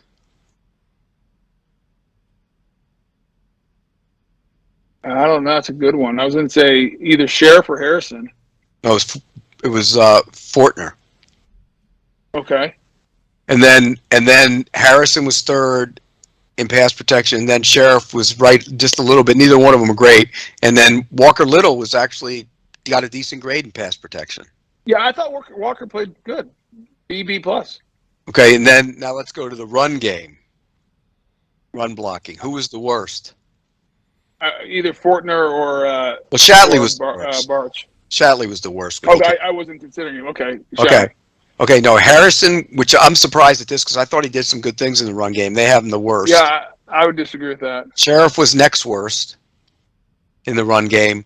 Then Fortner, and then Barch, and then again Walker Little topped this. So Walker, we all agree Walker Little was the best offensive lineman on Sunday. Yes. I thought so. What were the? By the way, Evan Ingram didn't block very well on Sunday either. I thought he missed one or two. Yeah. And he and a little bit surprising early season. Again, you don't want to make too many proclamations after 1 week. But I was where he finished the season blocking last year. I thought he was pretty good, especially at the second level. What were the overall grades, Pete, like from a, poor, average, good standpoint for the guys we just talked about? Just total grade, Walker Little was number one on a decent grade, 68. He graded in the green. Sheriff was 52, which is bad. That's not good.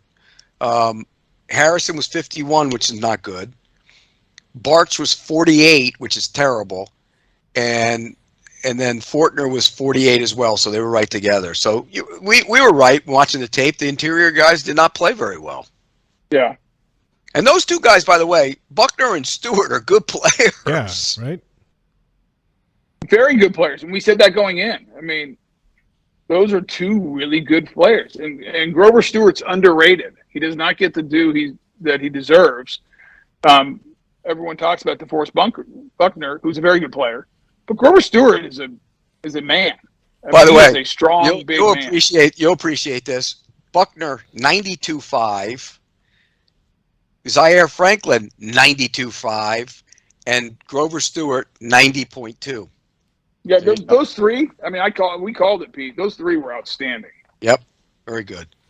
And let's be real, JP. Now now you're starting to look at, maybe you will make a decision when Cam Robinson comes back to move Walker Little inside. I mean, as good as he played at tackle, I probably, you know what I mean, Tony? You might be upgrading that spot so you get two for the price of one. You might. I mean, because Walker Little looked pretty good in that, was it the second preseason game when he played guard? Yeah, if Barch gets thrown around this week, that's concerning to me. We'll see. Well, I mean, he's playing against Chris Jones and Buckner in successive weeks. Yeah. I mean, I mean, I don't know. But still, you got to do better than what you did. You got to at least, come on.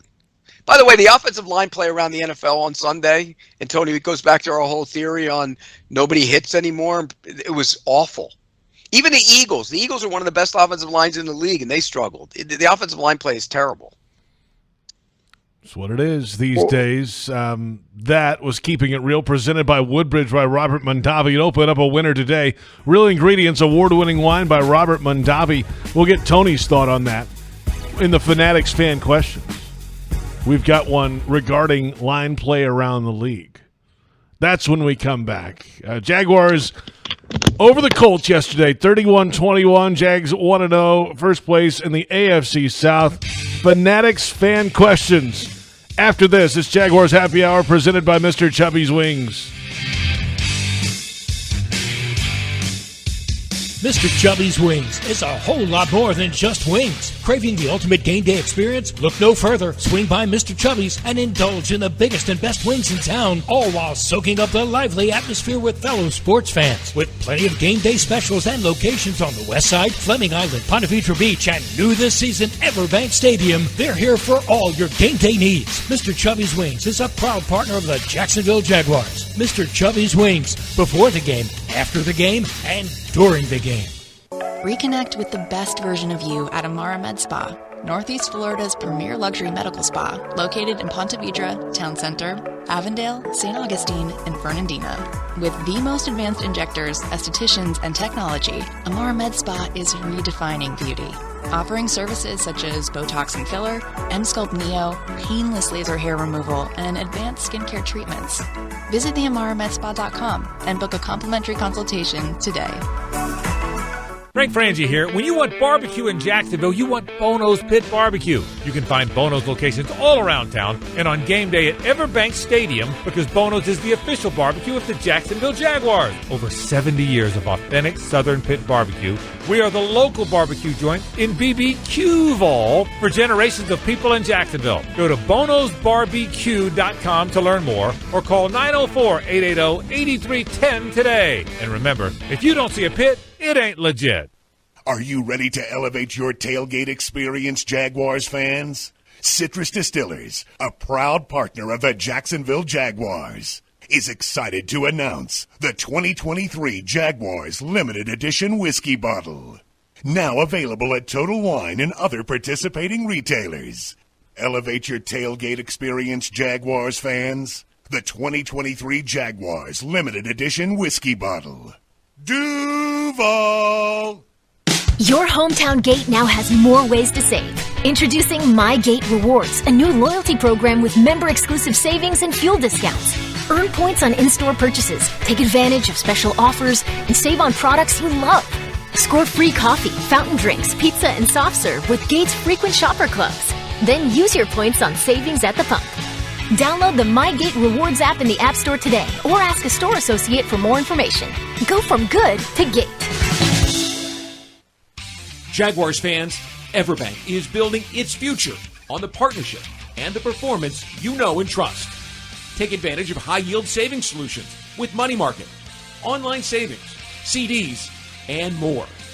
Visit everbank.com/Jaguars today for your financial advantage. Everbank, member FDIC, and the official bank of the Jacksonville Jaguars.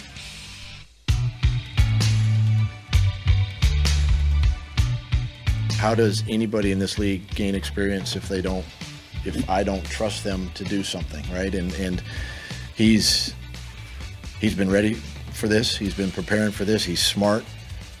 He's well thought out.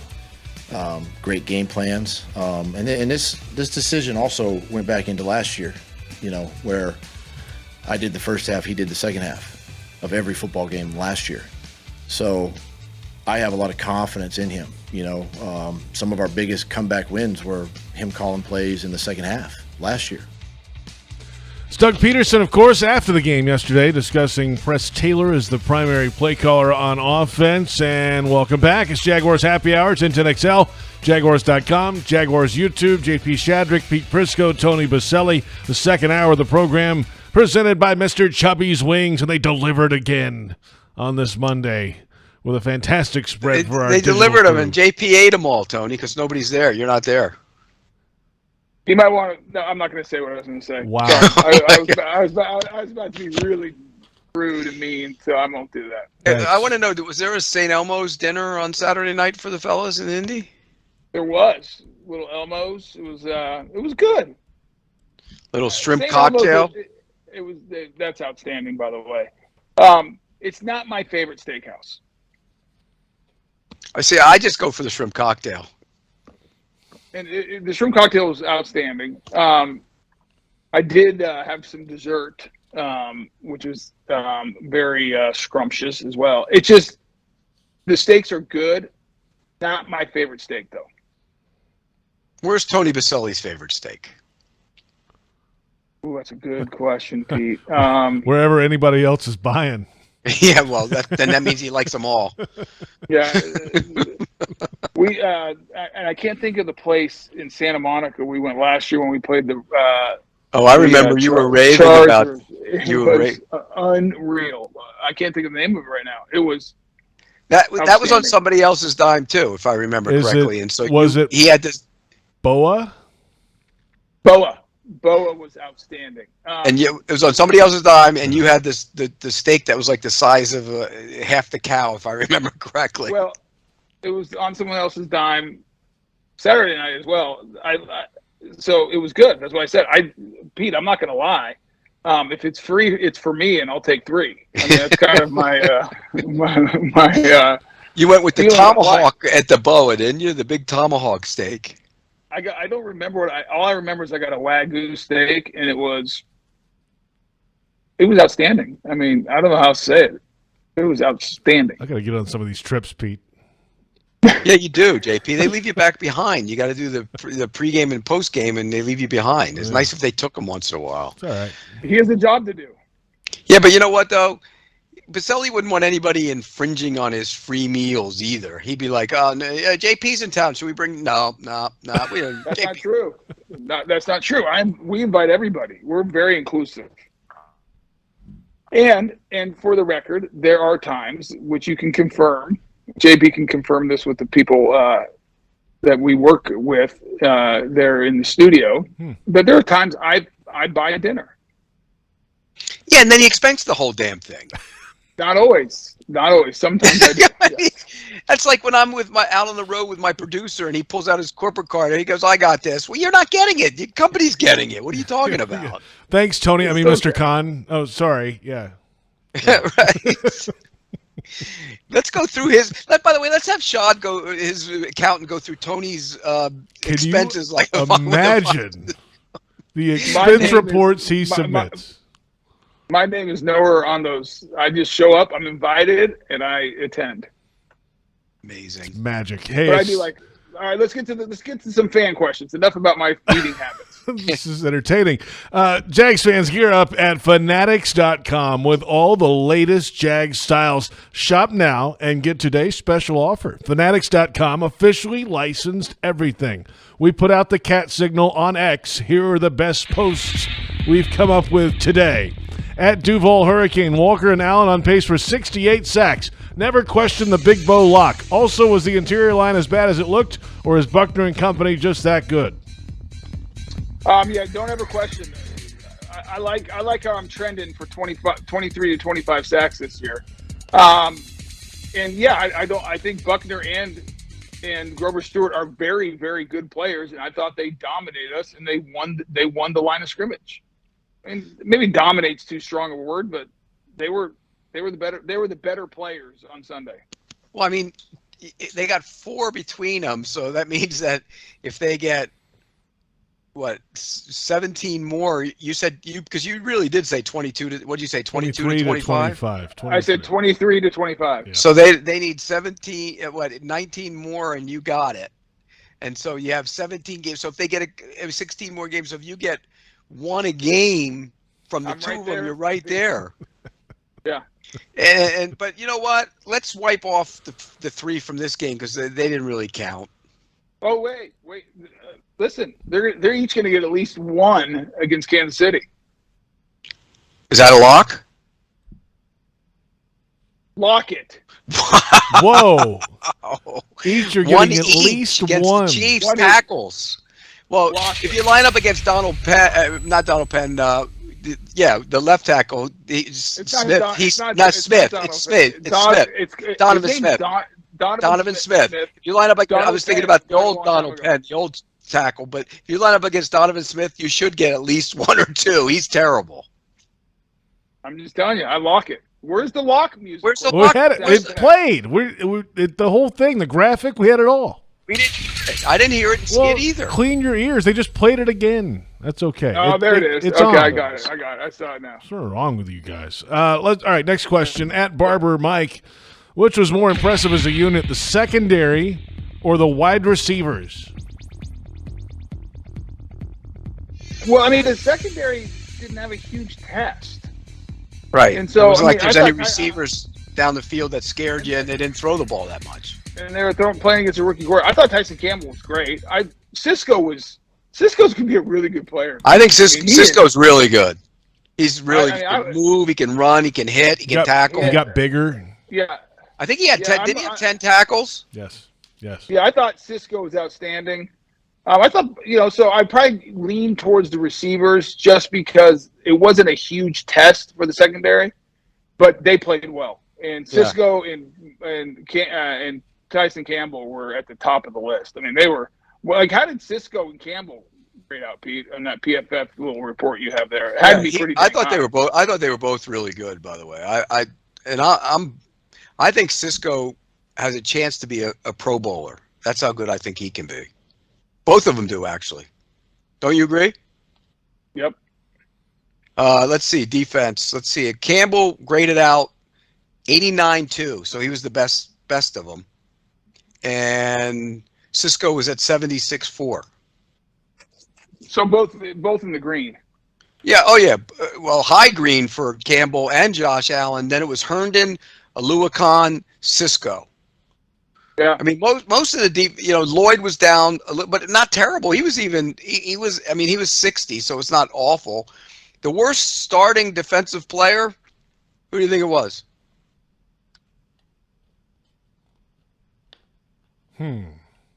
Rayshawn Jenkins. Yes. Wow. How about that? Yes, and by the way, got a terrible grade in coverage. Next question. At Tartan Teal, why on earth did the Jags call for a quarterback sneak on 3rd and 3? Well, it was officially 3rd and 2. I just looked it up. What do you think? Yeah, that was more like 3. I still think it's because I think my gut is a Trevor check to it. I agree. I think. Remember, did he check the one in the goal line in the playoffs last year? It was a 2-point play.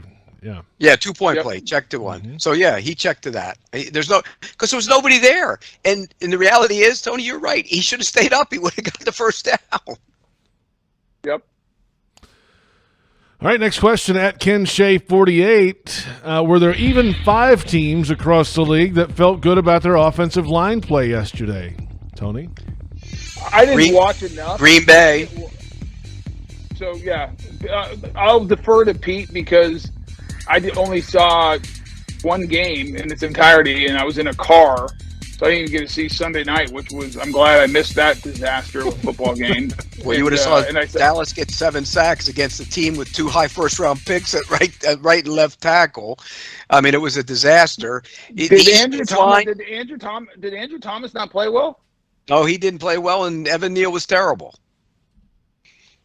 Remember? And I thought Evan Neal was going to be a good player. He's terrible.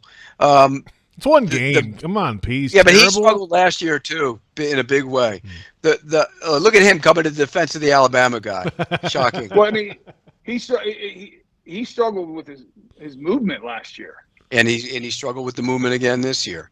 Wasn't good, and the interior wasn't very. They started a rookie center from Minnesota, Schmitz, and he wasn't very good either. So they struggled. But the Eagles line struggled, and Sirianni came out afterwards and said, "I should have played my guys some in the preseason. That's on me." And so I think the Packers have because you know who's good, Tony? The right tackle in Green Bay, the second-year player from Wake Forest, is a good player, Zach Tom. They played good because Bakhtiari and Jenkins were back. They were really good. Well, It's interesting you say that because I was talking to Anthony Munoz today, and we were talking about just in general training camp and offensive line play, and we were talking because he watched the Bengals game, and they struggled in a big way. Bad. And both our points were these guys don't play in the preseason at all. This is the starting offense didn't play one snap for the Bengals in the preseason. So their first action in a live situation, and it's not like these guys hit a lot during camp, is opening day. And so it's crazy. I disagree with the philosophy these coaches take. Like, I think Doug does it right. Those guys played 25 snaps in the third preseason game. I would still probably even play them more, especially the offensive line. Like, you got to go out and work together. You got to be in a live situation and go block people. Well, that's the weird thing about the way the league was yesterday. Even normally in week one, you see a lot of really bad tackling because you don't tackle. But I think the offensive line play was so bad it kind of overshadowed it because there were so many. Look at the sack numbers. There were 7. Dallas had 7 sacks. Cleveland had 6, I think. New Orleans had 6. I mean, Arizona had 6 against Washington. It was so bad. The offensive line play was terrible. Did you see Myles Garrett faking like he was crossover dribbling before the snap, and then he goes right by the center? That's unbelievable. Yeah. I mean, it was the Bengals were terrible in the offensive line across the league. Tony, it was bad, really bad. Next question. I don't disagree. Next question at Carnival Thomas. Do y'all think the rookies were asked to do too much right out of the gate? No. Go play. You're a grown man. Go play. You get paid to play football. No. Who was asked to do too much? You have a starting right tackle who's going to play all the plays, and Bigsby barely even carried the ball. And he's a first rounder. And so who else? What? The tight end? All he does is block. He didn't. By the way, his blocking wasn't as good as it was in the preseason. Britton Strange, you're talking about. Yes. Okay. Next question. Last question at JBS_Inslee. Thoughts on Jawan Taylor's play last week for the Chiefs? Should the referee be alerted to this before the game this week? Well, this is a point during the game last week. Did they not alert them to it just to keep getting the tells from Jawan of what the play was going to be? I don't understand it. Jawan Taylor, like, if you slow motion it, he actually times the snap up 90%. Yeah, that's not the issue, though. The issue is being bowed back. He's not even close. Like, but you know what? He's not the only one these days, Tony. Look around and you'll see plenty of guys who are bowed way. Trent Williams was in the backfield for the 49ers the other day. But by the way, Pete, I'm fine with that. If you're not going to call it, that's on you. How much of an advantage is that? I mean, if it's a speed rusher, I think it's a big advantage. But okay, isn't that a tell though? That's a passing play. You wouldn't want to be bowed if it's a run play, would you? Yeah, but usually I would only do it. I would only do it for third and long. You're trying to cheat, like an obvious passing situation. Right. No, in certain. But he was doing it on first, second down and stuff. Yeah, but that's on him. He was giving away a lot. But also, Tony, the way they run the ball now, half the time it's like a pass play anyways. They pass and tap and push them to the side. It's not like you're driving guys anymore. Rarely. Yeah. There you have it. Like you said, you could come back and play. He told me that. Yeah. He said with the way the rules are now and the way these offenses are, Tony Boselli said he could come back and play. Can we unretire? Is 71 officially retired? I think we can. I don't think it is. I don't think I quite said it that way. I said sort of. Yes, you did. I said I think I could give a couple snaps. A couple snaps, and then my shoulders would fall off my body, and I'd be in the fetal. You said that on the air, but when you were talking to me at training camp, you told me you thought you could go in and blast these guys. I'd be in the fetal position. I'd be in the fetal position. on the field crying and asking for my wife to come help me because my shoulders are both been ripped out of the joints. By the way, JP, one last thing before you go to break. I know you got to go to break. Yeah. What about the name dropping? Me and Anthony Munoz were sitting around talking. We were hanging out at Firestone today. No big deal. We didn't have internet, so we just had to talk for a while. It's fine.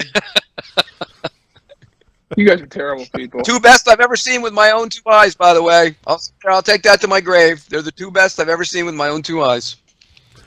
If you're a Jags fan who's always on the move, we've got the perfect plan for you. With our bundle at the bank, you can purchase tickets to 3 or more games, starting at just $58 per game. Get the flexibility you want for your time this fall.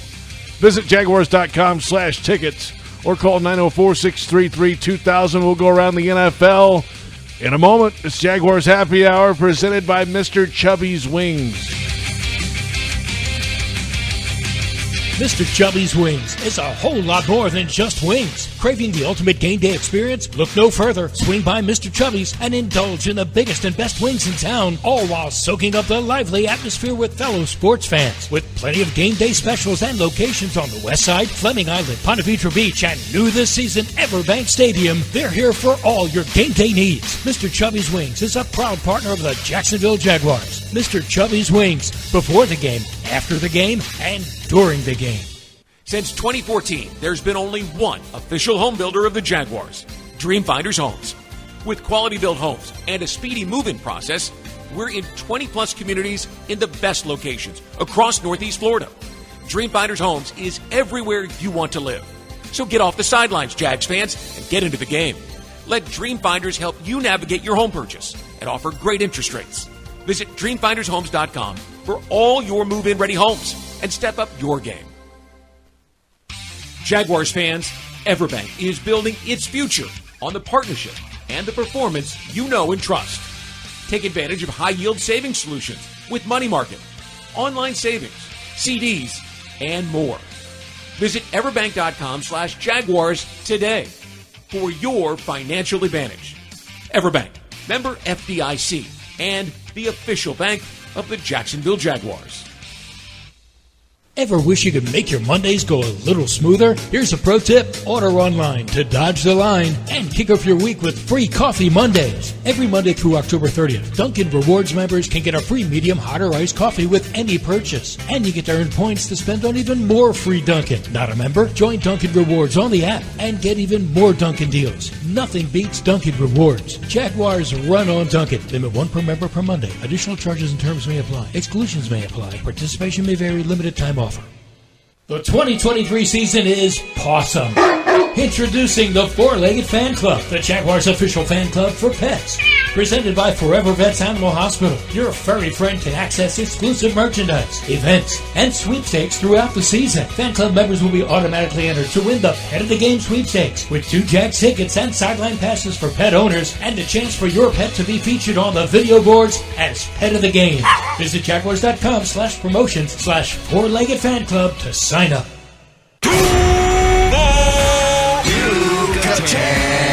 Everyone wins when 2 great traditions team up. Yucatan Guacamole is a proud partner of the Jacksonville Jaguars. Our authentic guacamole recipe starts with hand-scooped avocados and ends up in your hands fresh and ready to enjoy. Grab some on game day at the Yucatan Cantina or Yucatan nacho carts around the stadium or at local retail stores. Sack your snack game with Yucatan Guacamole.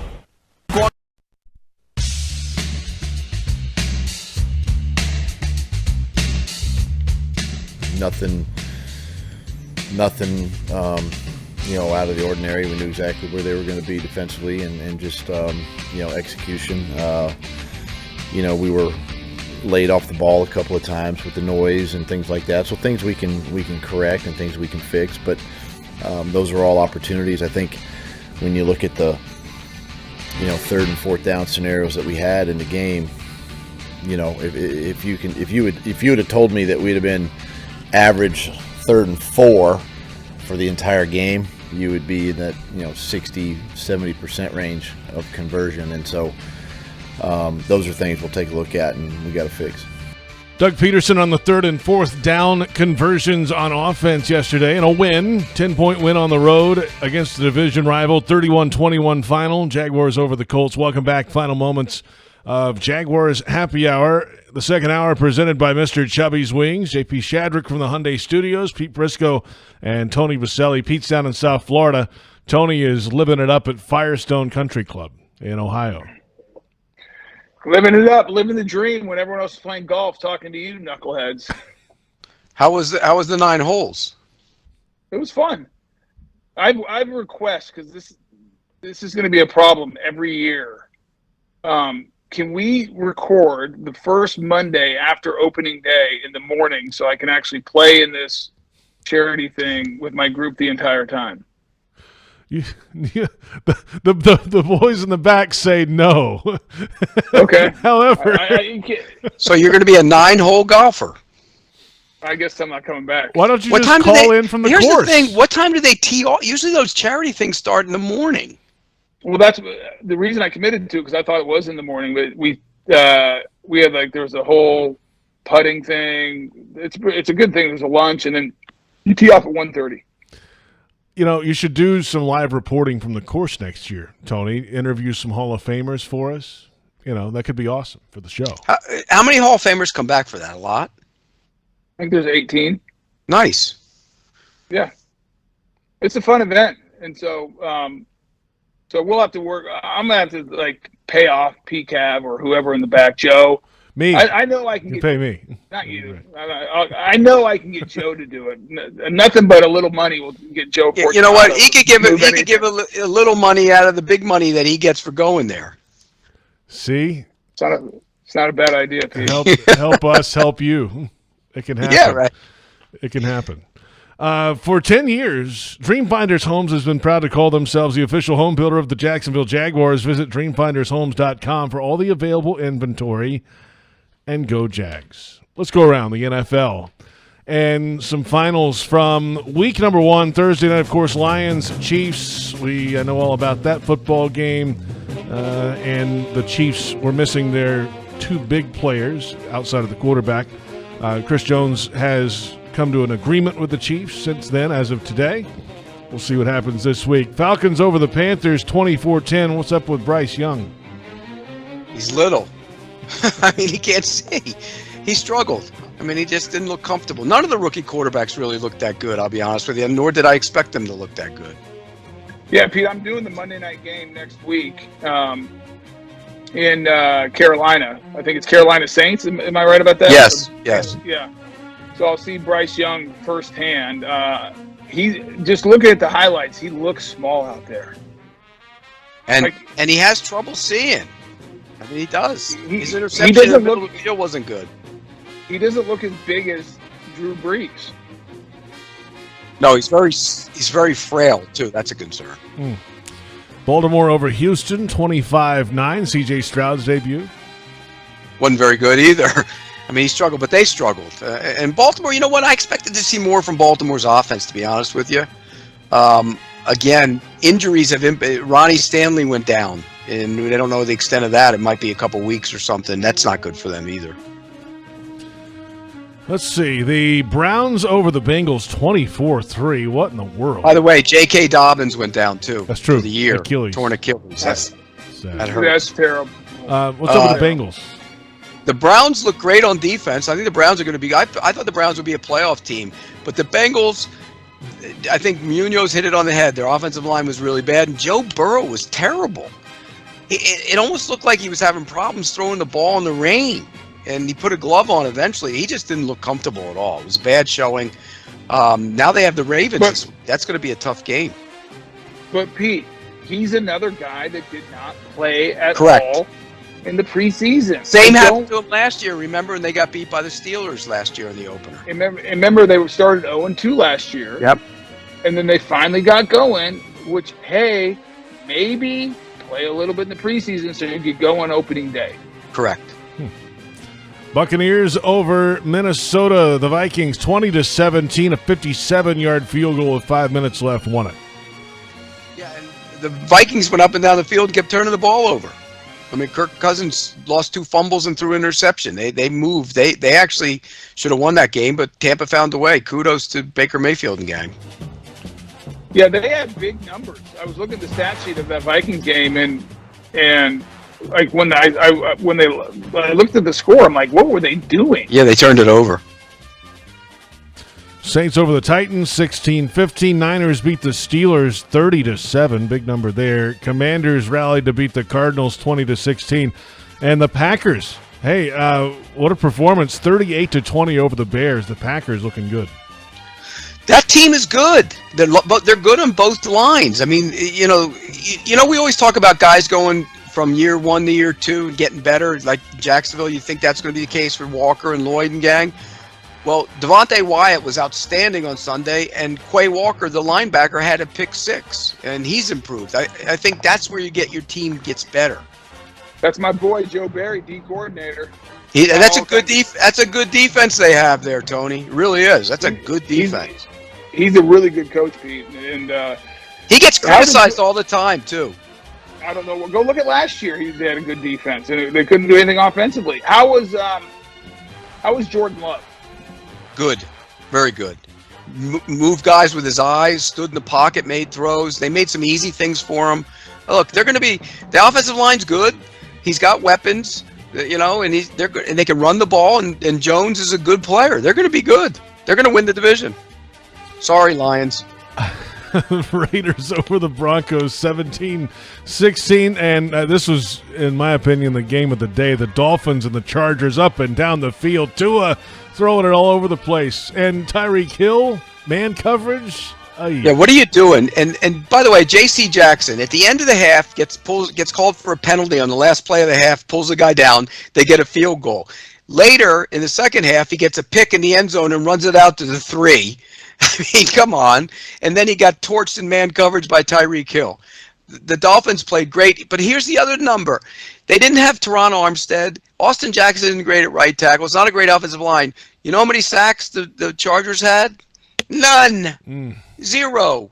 Joey Bosa and Khalil Mack, nothing. Did Bosa just not look like himself? He didn't. He didn't play very well. He was playing against Kendall Lamb. Wow. Eagles over the Patriots 25-20. Rams over the Seahawks 30-13. And the Cowboys put up 40 on the Giants and shut them out. 40-0. Let's not talk about that game. That was terrible. Hey, Pete, question about the Broncos-Raiders game. I thought Sean Payton fixed everything with Russell Wilson in that offense.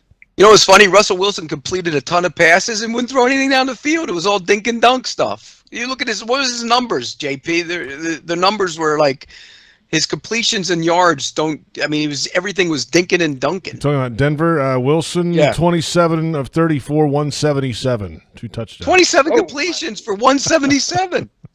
Well, 37 attempts for 177. What's that per attempt? That's like ain't much. Just 34. over 5. It's just over 5 yards an attempt. Yeah, terrible. Not ideal. Dinking and dunking. They only had 6. Each team only had 6 possessions. I don't know if you saw that, but that's weird. Not good.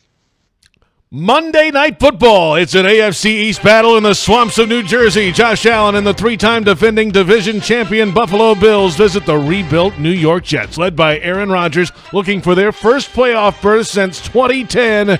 Who you got at the Meadowlands if they're allowed to start the game on time? Why aren't they allowed to? Weather? Great. How bad is that weather going to be? Pretty bad enough to clear the stadium right now. Oh.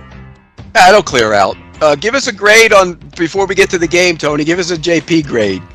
I thought it was coming out of the gate. He can get better, but I'm going to give him a B+. Yeah, we'll give him a B+, JP. Sounds like the Jaguars. That's great. We'll take it. Yeah. It's a win. It's a win. JP, opening day win for you on your lead, but we can get better. I think the Jets win because I think the Jets defense is going to shut them down. I don't. And okay, I think the Jets win. I mean, I think it'll be a lower scoring game. Don't get me wrong. I don't think anybody's going to score a lot of points, but I think Buffalo's defense is going to be better than you think this year. Sean McDermott's taking over, calling the defense. They're going to be much more aggressive. It's a sloppy track in the Meadowlands tonight. Tony Pete ruined 2 good quarterbacks. What are we doing? What's the big guy doing to us? There's a lot of football left this season. Pete Prisco, Tony Boselli, Joe Fortunato, our manager of radio, Brent Reber, Andrea Curry on the videos, William Pease on podcast, Kate Waskey on ad placement. I'm JP Shadrick. Thank you for listening. We'll talk to you next time on Jaguars Happy Hour, the second hour presented by